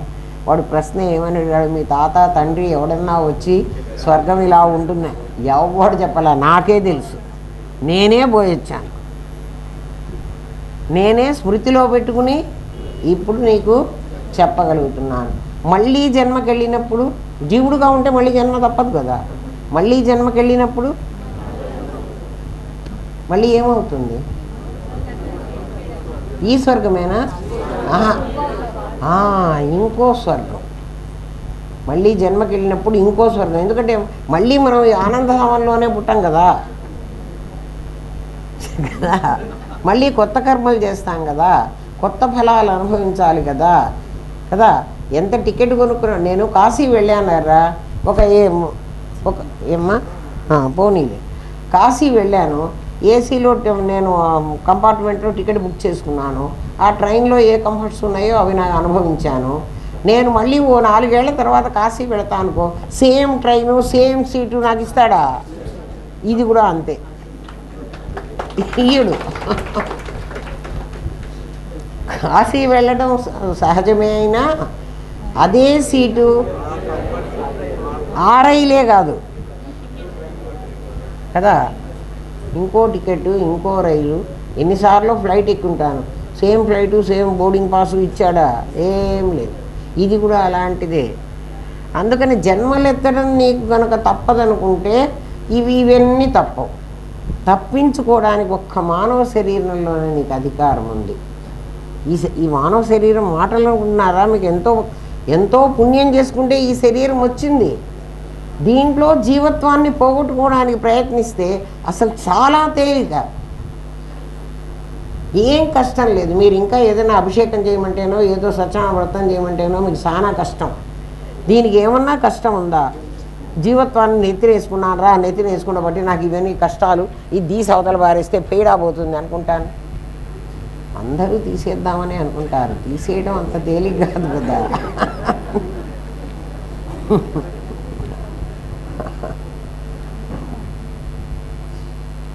ఏమ్మా, కాబట్టి స్మృతిలో నీకు స్వర్గ నరకాలు ఎక్కడున్నాయి? స్మృతిలో, నీ జ్ఞాపకంలో ఉన్నాయి. కళను చూస్తున్న తనకు కళ వ్యవహార సత్యమే కానీ యథార్థ సత్యము కాదని ఎవరూ చెప్పకనే తెలిసినట్లు, కళ వచ్చింది, మెళుకో వచ్చింది, మెళుకో వచ్చిన తర్వాత నీకు ఆ కళ అబద్ధమని ఎవరే నువ్వు కలగన్నావురా అని ఎవడన్నా చెప్పాలా? నీకే తెలుసు అది కళ అని. మెళుకో రాగానే నీకు చెప్పినట్టు స్వర్గ నరక అనుభవము సూక్ష్మదేహాభిమాని అయిన జీవునికే కానీ ప్రత్యేగాత్మ అయిన తనకు కాదని ఎవరూ చెప్పకనే తెలుస్తుంది. స్వర్గ నరకాలు ప్రత్యేగాత్మకు లేవు. స్థూల దేహము మన వారు దహనం చేస్తారు, సూక్ష్మదేహం స్వర్గ నరకాలకు వెళుతుంది. కారణదేహం అంతరిక్షంలోకి వెళ్ళి వర్ష బిందువులతో భూమి మీద చేరి, అదంతా మీకు తెలుసు, అందుకని చెప్పట్లేదు. ఒక తృణ విశేషంలో ప్రవేశించి ఆహారం ద్వారా తండ్రి గర్భంలో చేరి శుక్ల రూపమై తల్లి గర్భంలో ప్రవేశించి శోణిత రూపంతో కలిసి శుక్ల శోణితాలు, శుక్లం దివ్యతి శోణితం వసతి. తల్లి గర్భంలో నుంచి మనకు వచ్చేదంతా వసతి, శరీరం వస్తుంది. తండ్రి గర్భంలో నుంచి మనకు వచ్చేదంతా చిత్, దివ్యతి.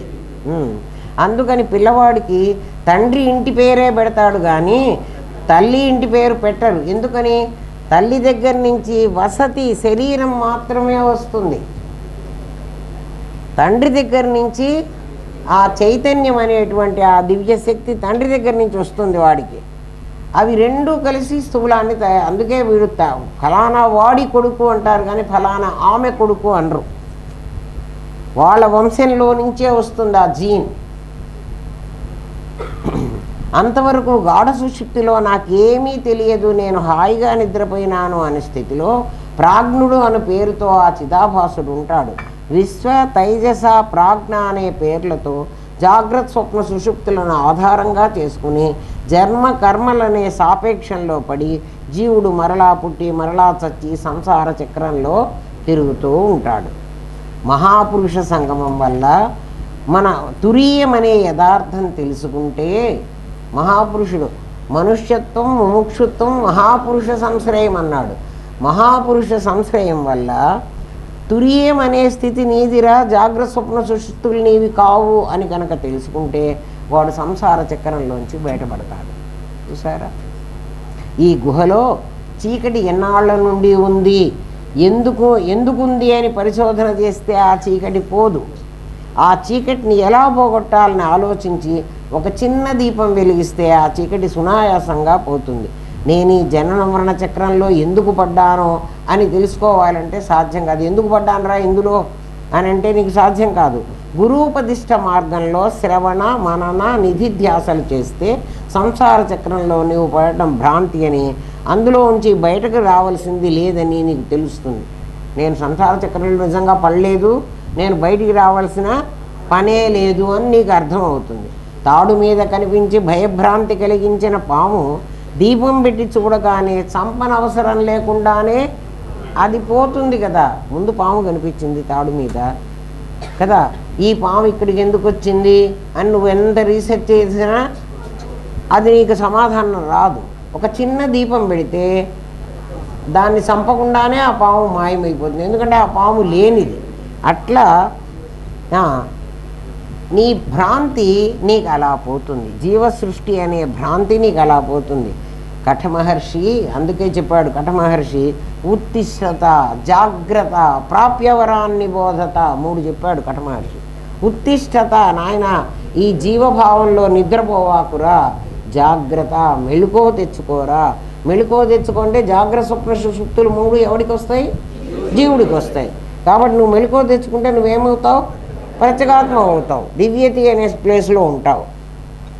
అప్పుడు నువ్వేం చేయాలి? ఎప్పుడైతే నువ్వు దివ్యతి అయిన ఉపయాప్రపాకేవరాన్ని బోధత, ఎవడో చెప్పేవాడు మహాయోగ్యుడైన వాడు ఉంటాడురా, మనుష్యాణం సహస్రేషు అని ఎవడో ఒక్కడికి నేను అలాంటి వాడిని నీకు పంపిస్తాను, వాడే నీకు చెప్తాడు, వాడి దగ్గరికి వెళ్ళి చెప్పించుకోరా, కన్ఫర్మ్ చేసుకోరా అని చెప్తాడు. అంతే కదా. మనం అందరం మన తెలివిని ఒక యూనివర్సిటీకి అప్లై చేసి, అయ్యా నా తెలివి ఎంత ఉందో మీరు చెప్పండి అని అడుగుతున్నాం. వాడు ఒక పరీక్ష పెడతాడు, ఆ పరీక్ష మనం రాసేస్తున్నాం. ఆ పరీక్షను వాడు కరెక్ట్ చేస్తాడు, ఆ క్వశ్చన్ పేపర్ని కరెక్ట్ చేసి నీకు ఇంత లెవెల్లో నీ తెలివి ఉంది అని వాడు ఇస్తున్నాడు మనకి. తెలివి నాది, టెస్ట్ చేయమని వాడికి చెప్పాను, వాడు టెస్ట్ చేసి నా తెలివి ఎంత ఉందో వాడు చెప్పాడు. అట్లా దివ్యతి తెలుసుకోవలసింది నీవు, దాన్ని కన్ఫర్మ్ చేయడానికి ప్రాప్యవరాన్ని బోధత, వాడి దగ్గరికి వెళ్ళి అడుగు, నీది కరెక్ట్ అని వాడు చెప్తే అప్పుడు సంతోషపడు. అంతేగాని నాకే తెలిసిపోయింది, నాదే కరెక్టు, నాకు అనుభవంలో వచ్చేసింది అంటావు. నీ అనుభవంలో ఎన్నో వస్తున్నాయి కదా, అవన్నీ కరెక్టా? నిన్ను నువ్వు మోసం చేసుకోవాలి ఏమ్మా అని కఠోపనిషత్తు మనకు బోధించింది. 7:10 అయింది, ఇంకా 20 minutes ఉంది. ఈ క్వశ్చన్ అయిపోయింది. అర్థమైందా మీకు అందరికీ? స్వర్గ నరకాలు ఉన్నాయా? లేవనవాకండి, జీవుడికి ఉన్నాయి కదా. కర్మలు ఎవరికి ఉన్నాయి? జీవుడికే ఉన్నాయి. వాడు అనుభవించడానికి కూడా వాడే అనుభవించాలి, ఎవడు అనుభవించడు కదా. ఎవడు చేసిన కర్మ వాడు అనుభవింపక ఏరికైనను తప్పదన్నా. అట్లా తప్పదన్నప్పుడు మీరు ఎట్టా కర్మఫలం మాకు అంటదంటారంటే, కర్మ చేసేవాడినే మేము పక్కన పెడతాం, అప్పుడు ఇక మా కర్మ ఎందుకు అంటుతుంది? అందుకని మీరు పెట్టుకోండి, అది చేసుకోండి. కర్మణ్యేవాధికారస్తే మా ఫలేషు కదాచన. పరమాత్మ గీతలో చెప్పాడు. అసలు ఇన్ని విషయాలు ఆ 700 శ్లోకాల్లో చెప్పాడు ఆ మహానుభావుడు. వ్యాస భగవానుడికి ఎన్ని నమస్కారాలు పెట్టినా అది తక్కువే అవుతుందర్రా.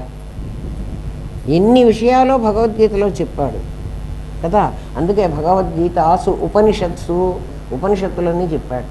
బ్రహ్మ విద్యాయాం యోగ శాస్త్రే. ఏమి యోగం? ప్రాణాయామాలు చేసే యోగం కాదమ్మా, పతంజలి యోగం కాదు, జీవ బ్రహ్మైక్య యోగం. ఈ జీవుణ్ణి బ్రహ్మమే నన్ను నిరూపించే యోగం. అది కృష్ణార్జున సంవాదంగా మనకు చెప్పింది భగవద్గీత. 700 శ్లోకాల్లో మొత్తం ఉపనిషత్తుల సారాంశం అంతా, ప్రస్థానత్రయం అంతా చెప్పింది.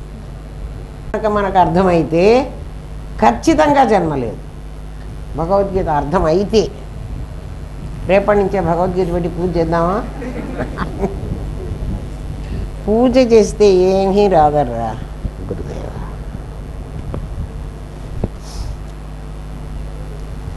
ఏమా 12th క్వశ్చన్, 11th క్వశ్చన్ అయిపోయింది. అర్థమైందా? ప్రశ్నకి జవాబు వచ్చేసిందా?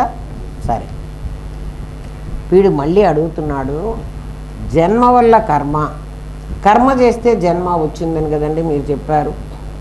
ఇప్పటిదాకా మనం చెప్పుకుంది ఏమిటి?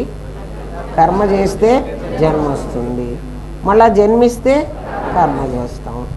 ఇది కదా జనన మరణ చక్రం మనది. ఈ జన్మలో కర్మ చేస్తే వచ్చే జన్మలో ఫలితం అనుభవించమంటున్నారే, అది ఎంతవరకు నిజం? ఇక వాడు అడగడం, ఇప్పుడు కరెంటు ముట్టుకుంటే షాక్ రేపు కొట్టింది అన్నట్టుంది మీరు చెప్తున్నది. కరెంట్ ఇప్పుడు ముట్టుకుంటే షాక్ ఇప్పుడే కొట్టాలి. మీరేం చెప్తున్నారు? కిందటి జన్మలో కర్మ చేస్తే ఈ జన్మలో అనుభవిస్తున్నాను, ఈ జన్మలో కర్మ చేస్తే వచ్చే జన్మకు అనుభవిస్తాను, మూట దాచిపెట్టుకుంటాను అని మీరు అంటున్నారు కదా. మరి ఇది ఏంటండి? ఇది నాకు అర్థం కాలేదు. జిజ్ఞాసి కదా పాపం వాడు అడుగుతున్నాడు కదా. ఇప్పుడు కర్మ చేస్తే ఇప్పుడే ఫలితం అనుభవించాలి, ఎప్పుడో కర్మ చేస్తే ఇప్పుడు ఫలితం అనుభవించడం ఏమిటి? కరెంట్ ఇప్పుడు ముట్టుకుంటే రేపు షాక్ కొడుతుందా? కరెంటు ముట్టుకోగానే షాక్ కొట్టాలి, అట్లా కర్మ చెయ్యగానే ఫలితం అనుభవించాలి కదా. అది ప్రశ్న. కర్మ ఉంది కాదు, ఇప్పుడు కరెంటు ముట్టుకుంటే షాకు రేపు కొట్టిందంటే నమ్మవచ్చునా? క్వశ్చన్ అడిగాడు వాడు. కర్మ సంచితము, ప్రారబ్ధము, ఆగామి అని 3 విధాలు. సమాధానం చెప్తున్నాడు ఆయన. సంచితం మన బ్యాంక్ బ్యాలెన్స్, ప్రారబ్ధం ఈ జన్మలో అనుభవించడానికి తెచ్చుకున్న కర్మ. ఇప్పుడు నా బ్యాంకులో 1,00,000 రూపాయలు ఉన్నాయి, నేను అనుభవించడం కోసం 10,000 తెచ్చుకున్నా ఈ నెల ఖర్చు పెట్టుకోవడం కోసం. ఆ 10,000లో భరత్ గారు అడిగితే వాడికి 2,000 ఇచ్చేసా. వాడికి ఏదో అవసరం వచ్చింది, వాడు అడిగాడు, వాడికి ఒక 2,000 ఇచ్చేసాను. వీడు 2,000 తీసుకుని రేపో ఎల్లుండో ఒక 10 రోజులతో వాడి పని అయిపోయింది. మళ్ళీ నా బాకీ నాకు తీర్చేప్పుడు నాకు 2,000 ఇయ్యడు. ఆ 2,000కి ఇంకో 100, 200 కలిపి వడ్డీ కలిపి, అమ్మ మీ డబ్బులు నేను ఊరికే ఎందుకు తీసుకుంటాను, నాకు వాడు 2,200 ఇచ్చేసాడు కదా. వాడికి 2,000 ఇచ్చాను కదా అని నేను ఇప్పుడు నా దగ్గర ఉన్న 10,000లో ఈ 8,000తోనే నేను సర్దుకుంటాను, మళ్ళీ బ్యాంకుకి పోయి డబ్బులు తెచ్చుకోను. ఎందుకని? ఆ 2,000 వాడు రేపు నెలలో ఇస్తాడు నాకు. వాడు ఇచ్చిన తర్వాత రేపు మళ్ళీ వచ్చే నెల బ్యాంకు నుంచి నేను డబ్బులు తెచ్చుకోవాలి. ఈసారి నేను 8,000 తెచ్చుకుంటా, ఎందుకంటే నా దగ్గర ఆల్రెడీ 2,200 ఉన్నాయి కదా. ఇట్లా సంచితము, ప్రారబ్ధము, ఆగామి అని 3 విధాలైనటువంటి కర్మలు ఉన్నాయి. పుట్టినప్పటి నుంచి మరణించే వరకు మనం అనుభవిస్తున్న కర్మలన్నీ ప్రారబ్ధంలోకి వస్తాయి. పుట్టినప్పటి నుంచి మనం చచ్చిపోయేదాకా పుట్టినవాడెవడు? జీవుడు. మర్చిపోవాకండి, చచ్చేవాడు కూడా జీవుడే, కర్మ చేసేవాడు కూడా జీవుడే. కాబట్టి ఆ కర్మను అనుభవించేవాడు కూడా జీవుడే. అవశ్యం అనుభోక్తవ్యం కృతం కర్మ శుభ అశుభం. శుభకర్మైన అశుభకర్మైన అవశ్యం, నువ్వు తప్పించుకోవడానికి వీల్లేదు, ఖచ్చితంగా నువ్వే అనుభవించాలి. నువ్వే అంటే జీవుడే, అంటే రాముడే అనుభవించాలి. అరుణ్ గోవిల్కి ఏ సంబంధము లేదు. మనం ఇద్దరిని వేరు చేసేసాం కాబట్టి మనకి ఇప్పుడు ఈజీ, పాఠం అర్థం అవ్వడం మనకి ఇప్పుడు చాలా తేలిక. జీవితంలో మనం అనుభవించే శుభ అశుభ కర్మలన్నీ మన చేత చేయబడినవి. మనం చేయకపోతే అవి మనకు రావు. ఎవరు కర్మ చేయకపోతే వాడికి ఫలితం అది రాదు. మనకు ఫలితం వచ్చింది అని అంటే ఖచ్చితంగా అవి మనం చేసిన శుభకర్మైన అశుభకర్మైన మనమే అనుభవించాలి. ఒక సినిమా కవి చెప్పాట, ఎవరు చేసిన కర్మ వాడు అనుభవించక ఏరికైనను తప్పదన్నా, ఆనాటి పాండవులు ఆకులలములు మేసి అడవి పాలైపోయిరన్న. ఎవరో సినిమా కవి రాశాట ఆ మాట. కాబట్టి ప్రారబ్ధ కర్మ అనుభవించాలి. పాండవులు అంటే మామూలు వాళ్ళు కాదురా, చాలా చాలా సామర్థ్యం ఉన్నటువంటి వాళ్ళు. అలాంటి వాళ్ళే వాళ్ళ కర్మని అనుభవించవలసి వచ్చినప్పుడు కర్మని అనుభవించను అంటానికి ఎవ్వడికి కూడా అధికారం లేదు. ఎవడికి అధికారం ఉంది? జ్ఞానికి ఒక్కడికి ఉంది. అయితే వాడు కర్మను అనుభవించడా? వాడి జీవుడు అనుభవిస్తూనే ఉంటాడు, కానీ వాడికి అంటదు. అట్లా అంటదని మీరు ఎట్లా చెప్తారంటే దానివల్ల వచ్చేటువంటి సుఖ దుఃఖాలు వాడి మనసుకు వాడికి తెలుస్తాయి. నేనే అనుభవిస్తున్న వాడికిను నేను చూస్తున్న వాడికి తేడా మనకి తెలియదు కదా. వాడికి ఎవడికి వాడికే తెలియాలి. కర్మ చేస్తూ తిరిగి కొంత కర్మని మనం సంపాదించుకుంటాం. కర్మ చేస్తూ నేను ఈ కర్మ చేస్తూ సంపాదించుకునేది మీకు చెప్తాను. నేను హైదరాబాద్ వెళ్ళాలనుకుని నా బాక్సులో నేను అన్నం కూరలో ఏవో ఒక క్యారియర్ కట్టుకొని వెళ్ళిపోయినా. సగం దూరం వెళ్ళాక నా రైలు కొంచెం సేపు ఆగాల్సి వచ్చింది. ఇంకేదో క్రాసింగ్ వచ్చిందో ఏదో ఆగాల్సి వచ్చింది. నా రైల్లో నేను తీసుకుపోయిన అన్నం ఇప్పుడు నేను తినను, ఎందుకంటే నా టైం వచ్చినప్పుడే నేను అన్నం తింటా. ఇప్పుడు నాకు అక్కడ బిస్కెట్ల ప్యాకెట్లు అవేవో అమ్మకానికి వచ్చినాయి, బ్రెడ్డో బిస్కెట్టో ఏదో అమ్మకానికి వచ్చింది. ఇప్పుడు నేను అది కొనుక్కున్నా. ఇది ఆగామి కర్మ. ఆగామి కర్మ అంటే నా ప్రారంధంలో ఆ బిస్కెట్ ముక్కలు 2 తిని ఆ ప్యాకెట్ విసిరి అవతల పారేస్తానా? మళ్ళా నా బ్యాగ్లో పెట్టుకుంటా. అది నేను ఇంటి నుంచి తెచ్చుకున్న కర్మ కాదు, దారిలో నేను కొనుక్కున్న కర్మ. అందులో 2 బిస్కెట్లు నా ప్రారంధంలో తినేసా. మిగిలిన 10 బిస్కెట్లు 10 ఉంటాయి కదా డబ్బాలో ప్యాకెట్లో, అదే 2 తిన్నా నేను. 8 ఉన్నాయి. ఆ 8 బిస్కెట్లను నేను దాచిపెట్టుకున్నా. ఎప్పటికి దాచుకున్నాను? అది మళ్ళీ ఇంటికి పోయిన తర్వాత నేను నా పిల్లలో ఎవరో ఒకళ్ళ మది తినాలి. కొనుక్కున్న ఎట్లా పారేసుకుంటామండి, అందుకనే దాచిపెట్టుకున్నా. అట్లా కర్మ ఆగామి కర్మగా దాచుకుంటాం. మనం చేసుకునే పనులలోనే బ్రహ్మ విద్య దృష్టి జ్ఞానమయం కృత్వా పశ్యేత్ బ్రహ్మమయం జగత్. నీ దృష్టిని జ్ఞానమయం చేసుకుంటే ప్రతి పనిలో నీకు పరమాత్మ దర్శనమిస్తూ ఉంటాడు, నీకే అర్థమవుతూ ఉంటుంది. అందుకని ధియో యోనః ప్రచోదయాత్, నా బుద్ధిని అట్లా చేయవయ్యా అని అడుగుతున్నాం మనం గాయత్రి మంత్రం చెప్పి. అంతేకాని నాకు డబ్బులు ఇవ్వమని, నన్ను కాపాడమని కదా, నేను ఇట్లా చూస్తే అందరూ భస్మం అయిపోవాలి, అదే నువ్వు గాయత్రిని అడిగేది కదా. అది ఎవరు అడుగుతారు? అహం ఎవడేసుకుంటాడో వాడు అడుగుతాడు. బాగా వినండి. ఏమ్మా, దీన్ని ఆగామి కర్మ అంటాం. ఆగామి పేరుతో ఈ ఆగామి ఏమవుతుందంటే సంచితంతో కలుస్తూ ఉంటుంది. సంచితం అంటే అంతకుముందు నేను దాచిపెట్టుకున్నానే, బ్యాంకులో పెట్టుకున్నానే, దాంతో కలుస్తూ ఉంటుంది. జీవుడు దేహాన్ని వదిలేటప్పుడు తను తెచ్చుకున్న సంచిత కర్మ ప్లస్ ఇప్పుడు సంపాదించిన ఆగామి కర్మ, ఈ 2 కలుపుకొని తన మూట తనతో తీసుకుని వెళతాడు. వీడి మూట ఎందుకు వీడు మూట తీసుకుపోతున్నాడంటే, వీడు పుట్టినప్పటి నుంచి నేను పుట్టాను అన్నాడు, నేను చచ్చిపోతున్నాను అన్నాడు. చచ్చిపోయే క్షణం వరకు కూడా వాడు జీవభావంతోనే ఉన్నాడు. ఎప్పుడు జీవభావంతో ఉంటాడో వాడికి రామనాథం గారు దొరకలేదు కదా. రామనాథం గారు దొరికితే వాడికి బ్రహ్మభావం వస్తుంది, అలవాటు అవుతుంది. వాడికి జీవభావమే అలవాటు ఉంది. అందుకని జీవుడే చూస్తున్నాడు, జీవుడు కర్మ చేశాడు, జీవుడు కర్మఫలాలు ఎత్తుకొనే పోవాలి. కాబట్టి సంచితం ప్రారంధం ఆగామి ఎవడికి వస్తాయి? జీవుడికే వస్తాయి. తన మూట తను తీసుకెళ్తున్నాడు. తన కారణ శరీరం అనే బీరువాలో కర్మంతా దాచుకుంటాడు. ఇది దాచుకుంటాడని మీరు పాఠంలో చెప్తున్నారా అండి? నిజంగా మేము దాచుకుంటామా అంటే, మీరు ఇవాళ రాత్రి పడుకునేటప్పుడు పడుకుని నిద్రపోతారు కదా, మంచం మీద పడుకోగానే నిద్ర పడుతుందా? పట్టదు. కొంచెం సేపు అట్లాగా పడుకుంటారు కదా, ఆ పడుకున్నప్పుడు మీ శరీరంలో ఏం మార్పులు జరుగుతున్నాయో మీరే గమనించండి. ఇవాళ అట్లా గమనించడానికి మీరు పడుకోవాలి కదా. పడుకుని పొద్దుటి నుంచి నేనేం పనులు చేశాను, దానివల్ల నాకు పుణ్యం వచ్చిందా పాపం వచ్చిందా, కర్మ ఫలాలు. నేను అంటే ఎవరు? జీవుడు. జీవుడు ఏం కర్మ చేశాడు, వాడికి పుణ్యం వచ్చిందా వాడికి పాపం వచ్చిందా, అవన్నీ మీరు అనుకుంటూ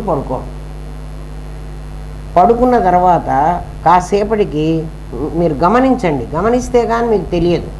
ఈ చేతుల దగ్గర నుంచి ఇలా లాగుతున్నట్టు మీకు అనిపిస్తుంది. చాలా జాగ్రత్తగా గమనించాలి. ఏమోనండి మాకు అట్లా గమనించడానికి, ఎందుకంటే మొద్దు శరీరం కదా, చాలా రోజులుగా మనకు జీవత్వమే పట్టుకున్నాం కాబట్టి మనకు అంత తెలియకపో, సెన్సిటివ్నెస్ పోతుంది. జీవత్వం బాగా బండగా అలవాటు చేసింది కదా. కళ్ళు లోపలికి లాక్కుపోతే నాకు నిద్ర వస్తుందిరా, కళ్ళు లోపలికి, కళ్ళు గుంజుకుంటున్నాయి అంటారు. అట్లా ప్రతి ఇంద్రియం ఇలా లోపలికి వెళుతుంది. అవన్నీ గుండె దగ్గరికి చేరతాయి. ఎప్పుడైతే గుండె దగ్గరికి ఇంద్రియాలన్నీ కర్మలు లాక్కుంటాయో అప్పుడు నీకు నిద్ర పడుతుంది. నీకు తెలియకుండానే నువ్వు నిద్రపోతావు. అప్పుడు అంటే ఏమిటి, కర్మంతా ఒక చోట కేంద్రీకృతమైంది. అక్కడి నుంచి అది ఎక్కడికి వెళుతుందంటే నీ కారణ శరీరం అని ఇంకో లోపల పెద్ద బీరువా దాచుకున్నాం మనం. ఆ బీరువాలో ఇదంతా దాచిపెట్టుకుంటుంది. ఎందుకంటే పొద్దున్నుంచి నువ్వు చేసిందంతా లిస్ట్ ఇచ్చావు కదా, నువ్వు ఇవ్వకపోయినా వాడికి తెలుసు. నువ్వు ఇస్తే ఇంకా ఈజీ. పొద్దున్నుంచి ఏ కర్మ చేసినా సరే అన్ని కర్మల ఫలాలు దాచుకుంటాడు. అది కారణ శరీరం. చచ్చిపోయేటప్పుడు, మనం మరణించేటప్పుడు కూడా ఇట్లాగే ఇంద్రియాలన్నీ చేసిన కర్మ ఎలాగైతే నువ్వు గుండె దగ్గరికి చేర్చి కారణ శరీరంలో పెట్టుకున్నావో, మరణ సమయంలో ఆ బీరువాలో నుంచి ఉన్న ప్రతి వస్తువు ఏ కర్మాన్ని అన్నీ తీసుకుని ఆ బీరువా బయటికి రావాలి, మొత్తం బయటికి రావాలి. ఆ బయటికి వచ్చేటప్పుడు ఈ ప్రాణం పోయే ముందర అది రాలేదు. అంటే పుట్టినప్పటి నుంచి చచ్చేదాకా ఇన్ని కర్మలు చేశాం కదా, అవన్నీ లోపల చేరుకుంటాయి కదా, అది బయటికి రాలేదు. రాలేనప్పుడు ప్రాణాన్ని అడుగుతుంది, నన్ను ఎట్టగైనా కొంచెం బయటికి పంపించు, నన్ను తీసుకెళ్ళు నీతో పాటు. ప్రాణం రోజు లోపలికి వెళ్ళి బయటికి వచ్చి దానికి అలవాటు కదా, దాన్ని అడుగుతుందిట, నన్ను ఎలాగైనా బయటికి తీసుకుని. అందుకని ఆ చచ్చేటప్పుడు ఈ బీరువా కూడా బయటకు వస్తుంది. కారణ శరీరం అంటే కారణ శరీరం, సూక్ష్మ శరీరం రెండూ బయటకు వస్తాయి. స్థూల శరీరం పడిపోతుంది. ఎప్పుడైతే ఇది పడిపోతుందో ఈ శరీరం పడిపోతుంది. ఒకవేళ కూర్చొని ఉండి నేను చచ్చిపోయినాను అనుకోండి, అట్లాగే ఉంటాను. ఎవరన్నా నన్ను టచ్ చేస్తే పడిపోతా. అంతవరకు నేను ఏ పొజిషన్లో ఉన్నానో ఆ పొజిషన్లోనే చచ్చిపోతాను. అంటే ఈ లోపల నుంచి ఎప్పుడైతే కారణ శరీరం బయటకు వచ్చిందో, కారణ శరీరం ఎందుకంటే రావాలి అంటే అది సంచిత కర్మ. అదే మళ్ళీ వచ్చే జన్మకి అందులోంచే నేను ప్రారంధాన్ని తీసుకోవాలి. మళ్ళీ నా మూట నాతోనే ఉంటుంది. మూట ఎప్పుడు కూడా అపనీ గఠరీ ఆపు ఉఠాకర్, నీ మూటను నువ్వే నెత్తిన పెట్టుకుని పో. ఎవడి కర్మని ఎవడు అనుభవించడు, ఎవడు చేసిన కర్మ వాడు అనుభవించాలి. ఎవడంటే ఎవడు చేశాడు కర్మ? జీవుడే చేశాడు. కాబట్టి అనుభవించవలసింది ఎవడు? జీవుడే అనుభవించాలి. వాడు ఏమడిగాడు కిందటిసారి ఎప్పుడో నేను కరెంటు ముట్టుకోగానే షాక్ కొట్టాలి అని. కరెంటు ముట్టుకోవడం, షాక్ కొట్టడం ఈ ప్రపంచంలో పద్ధతి, అది ఈ ప్రపంచం కాదు. అంటే అక్కడ కూడా జీవుడే కర్మ చేశాడు, జీవుడే అనుభవించాడు. ఎవడు కరెంటు ముట్టుకున్నాడో వాడికే షాక్ కొట్టింది. నీ లెక్కలో నువ్వు కిందటి జన్మలో ఈ జన్మలో అంటున్నావు, అన్ని జన్మలు మా దగ్గర లేవు. చూడు, ఆలోచించు. ఏమ్మా, ఇది ఆ జీవుడు శరీరాన్ని వదిలేటప్పుడు దీన్ని ఎలా తీసుకుపోతాడు అంటే, జీవుడు దేహాన్ని వదిలేటప్పుడు తను తెచ్చుకున్న సంచిత కర్మ ప్లస్ ఇప్పుడు సంపాదించిన ఆగామి కర్మ ఇవన్నీ ప్రాణవాయువుతో సహాయంతో ఆ మూటను బయటికి తెచ్చుకుంటాడు. మనం విదేశాలకు వెళ్ళేటప్పుడు మన కరెన్సీని విమానాశ్రయంలో విదేశీ కరెన్సీగా మార్చుకుని తీసుకువెళ్తాం కదా. నా దగ్గర 500 రూపాయల నోటు ఉంది, నేను హైదరాబాదులో ఫ్లైట్ ఎక్కి హైదరాబాద్ దాటిన తర్వాత ఇంకా మనం ఇండియా లేదు, సింగపూర్ వెళ్ళాం. సింగపూర్ వెళ్ళి నేను 500 ఇస్తాను, నాకు కాస్త మంచి వాటర్ బాటిల్ ఇయ్యి అంటే వాడు ఇయ్యనంటాడు. వాడు ఏం చేయమంటాడు? ఇక్కడే హైదరాబాదులోనే ఎయిర్పోర్ట్లో, అమ్మా నీ దగ్గర ఏమన్నా డబ్బులు ఉంటే ఇండియా డబ్బులు, దాన్ని అక్కడికి మార్చుకోవడానికి వీలుగా నువ్వు కరెన్సీ చేంజ్ చేసుకోమంటారు. అక్కడే బ్యాంకు కూడా ఉంటుంది. ఏ కరెన్సీ అయితే $1 ఒక్కటే ప్రపంచంలో ఏ దేశానికి వెళ్ళినా చెల్లుతుంది, మిగిలిన పైసలు చెల్లవు. అమెరికన్ డాలర్ ఒక్కటే చెల్లుతుంది. అంటే అది ఫస్ట్ కంట్రీ కాబట్టి. మన దగ్గర ఎన్ని డబ్బులున్నా అమెరికన్ డాలర్లుగా మార్చుకుని పోతే అక్కడ నేను అమెరికన్ డాలర్లు ఇచ్చానంటే సింగపూర్ డాలర్లు 3 అవుతాయి. ఒక అమెరికన్ డాలర్ అయితే 1, 2 అయితే 3 అవుతాయి. ఏదో అప్పటి లెక్క నాకు అంత గుర్తులేదు. ఆ అమెరికన్ డాలర్లు ఇస్తే నీకు అక్కడ ఏదైనా ఇస్తాడు. అందుకని నువ్వు హైదరాబాద్లోనే మార్చుకోవాలి. నేను సింగపూర్ పోయి మార్చుకుంటానంటే మార్చడు. మన పాస్పోర్టు మనవన్నీ తీసుకుని వీడు నువ్వు నీ దగ్గర ఎన్ని డబ్బులు ఉన్నాయి, ఎంత మార్చుకుంటున్నావు, ఎన్ని డాలర్లు తీసుకుపోతున్నావు అన్నీ ఇక్కడ అడగాలి. అట్లా ఇక్కడి నుంచి ఆ ప్రపంచంలోకి వెళ్ళాలంటే అక్కడ కర్మ అనుభవించడానికి ఈ డాలర్లుగా నువ్వు మార్చుకున్నట్టుగా మార్చుకోవాలి నీ కరెన్సీ. ఇక్కడ చేస్తున్న కర్మని అమెరికన్ డాలర్లు ఏమిటో చెప్పమంటారా? నువ్వు ఇక్కడ కర్మ చేసావు, కర్మ ఫలాన్ని పాపం పుణ్యం అనే అమెరికన్ డాలర్లు మార్చుకో. అక్కడికి పాపం పుణ్యం నీకు ఎలా వస్తాయి? ఇవి పుణ్యకర్మలు, ఇవి పాపకర్మలు. ఈ ఫలితం అనుభవించడానికి నువ్వు స్వర్గానికి వెళ్ళాలి, ఈ ఫలితం అనుభవించడానికి నువ్వు నరకానికి వెళ్ళాలి. పాప పుణ్యాలు అనే పేరుతో నువ్వు కరెన్సీ మార్చుకో. ఏమ్మా, ఎప్పటికప్పుడు విదేశీ కరెన్సీ లాగా వాడు మార్చుకుంటూ కారణ శరీరంలో దాచిపెట్టుకుంటాడు. ఎవడు? ఈ జీవుడు అనేవాడు. వాసాంసి జీర్ణాని యథా విహాయ నవాని గృహాని నరోపరాణి తథా శరీరాన్ని విహాయ జీర్ణ్య అన్యాని సంయాతి నవాని దేహే. వాడు కొత్త దేహంలోకి వెళ్ళేటప్పుడు ఈ పాత దేహం అనేటువంటి ఈ చీరను నేను విప్పి ఇక్కడ పడేసి కొత్త చీరను ఎలా కట్టుకుంటానో ఇది ఇది విప్పకుండా కొత్తది కట్టుకోను, ఇది విప్పేసి కొత్తది కట్టుకుంటాను. అట్లాగే ఈ శరీరాన్ని ఈ జీవుడు విప్పేసి ఏ శరీరాన్ని? ఈశ్వర సృష్టిలో ఉన్న శరీరాన్ని. జీవుడెవడు? అంతవరకు ఆ శరీరాన్ని అభిమానించినవాడు. ఇప్పుడు వాడు వెళ్ళి ఇంకో శరీరాన్ని ధరిస్తున్నాడు. ఇప్పుడు జీవుడు అనేవాడు వాడే కదా. ఈ శరీరం వాడు కాదు. ఈ శరీరం మీద జీవుడు వేసుకున్నాడు. ఇప్పుడు ఇంకో శరీరం మీద జీవుడు వేసుకుంటున్నాడు. ఇప్పుడు కర్మఫలం అనుభవించేది జీవుడా ఈ శరీరమా? శరీరాన్ని జీవుణ్ణి పేడ బెల్లం కలుపుకున్నావు కాబట్టి నీకు ఇది ముట్టుకుంటే ఇప్పుడే కదగాలి. ఈ శరీరంతో చేసిన కర్మ ఈ శరీరంతో అనుభవించాలి అని నువ్వు అడుగుతున్నావు కదా. ఇప్పుడు కరెంటు ముట్టుకుంటే ఇప్పుడే నాకు షాక్ కొట్టాలి. నీకు ఈ విడదీసుకోవడం తెలియదు కాబట్టి నువ్వు ఈ మాట మాట్లాడుతున్నావు. అర్థమైందా? కరెంటు ముట్టుకుంటే షాక్ కొడుతోందా? ఎవడు ముట్టుకుంటే వాడికే కొట్టిందా, ఇంకోటికి కొట్టిందా? మరి ఆ శరీరానికి కొట్టిందా? ఆ శరీరానికి కొట్టదు. కర్మ శరీరంగా చేసింది. జీవుడు శరీరం ఉపకరణంగా పెట్టుకుని చేశాడు. దీని కంటిన్యూషన్ రేపు చెప్తా. 7:30 అయింది ఏంరా? రేపు అంటే అమ్మో నెక్స్ట్ క్లాస్, వారం తర్వాత. వారం దాకా జీవుడిని అట్లా పెట్టండి కదా. వాడు కర్మ చేశాడు, వాడు అనుభవించాడు. ఏమా రేపు చెప్తాను. వాసాంసి జీర్ణాన్ని దాకా చెప్పాను. అంటే చినిగిపోయిన బట్టల్ని విప్పేసి ఎట్లా అయితే కొత్త బట్టలు కట్టుకుంటాడో ఈ చినిగిపోయిన శరీరాన్ని కదా, ఈ శరీరం అంతా కుసించిపోతేనే కదా మనం చచ్చిపోతున్నాం. ఈ శరీరం వాడికి నచ్చలే, ఎవడికి? జీవుడికి. మళ్ళీ ఇంకో శరీరం మీద వేసుకుంటున్నాడు. అందుకు ఒక శరీరం వేరేది, జీవుడు సేమ్. అర్థమైందా? ఓం తత్సత్. స్వస్తి ప్రజాభ్య పరిపాలయంతాం న్యాయేన మార్గేణ మహిన్మహేష. ఓ బ్రాహ్మణేభ్య శుభమస్తు. నిత్యం లోకా సమస్తాః సుఖినో భవంతు. ఓం పూర్ణమదః పూర్ణమిదం పూర్ణాత్ పూర్ణముదచ్యతే పూర్ణస్య పూర్ణమాదాయ పూర్ణమేవావశిష్యతే. ఓం శాంతి శాంతి శాంతి. ఓం నమో బ్రహ్మాదిభ్యో బ్రహ్మ విద్యా సాంప్రద కర్తృభ్యో వంశ ఋషిభ్యో గురుభ్యో నమో మహద్భ్యః. సర్వోపద్రవరహిత ప్రజ్ఞానఘనః ప్రత్యగర్ధో బ్రహ్మైవాహమస్మి బ్రహ్మైవాహమస్మి బ్రహ్మైవాహమస్మి. నేను జీవుణ్ణి కాదు, నేను బ్రహ్మమునేనని మీరు బ్రహ్మసభలో 3 సార్లు ప్రమాణాలు చేస్తున్నారు. మళ్ళీ జీవుడుగా ఉండవాకండి. మా గురువుగారు అంటారు, చెప్పుల దగ్గరికి పోయేటప్పటికే మళ్ళీ జీవత్వం వచ్చేస్తోంది, ఇక్కడి దాకా బ్రహ్మైవాహమస్మి అంటారు.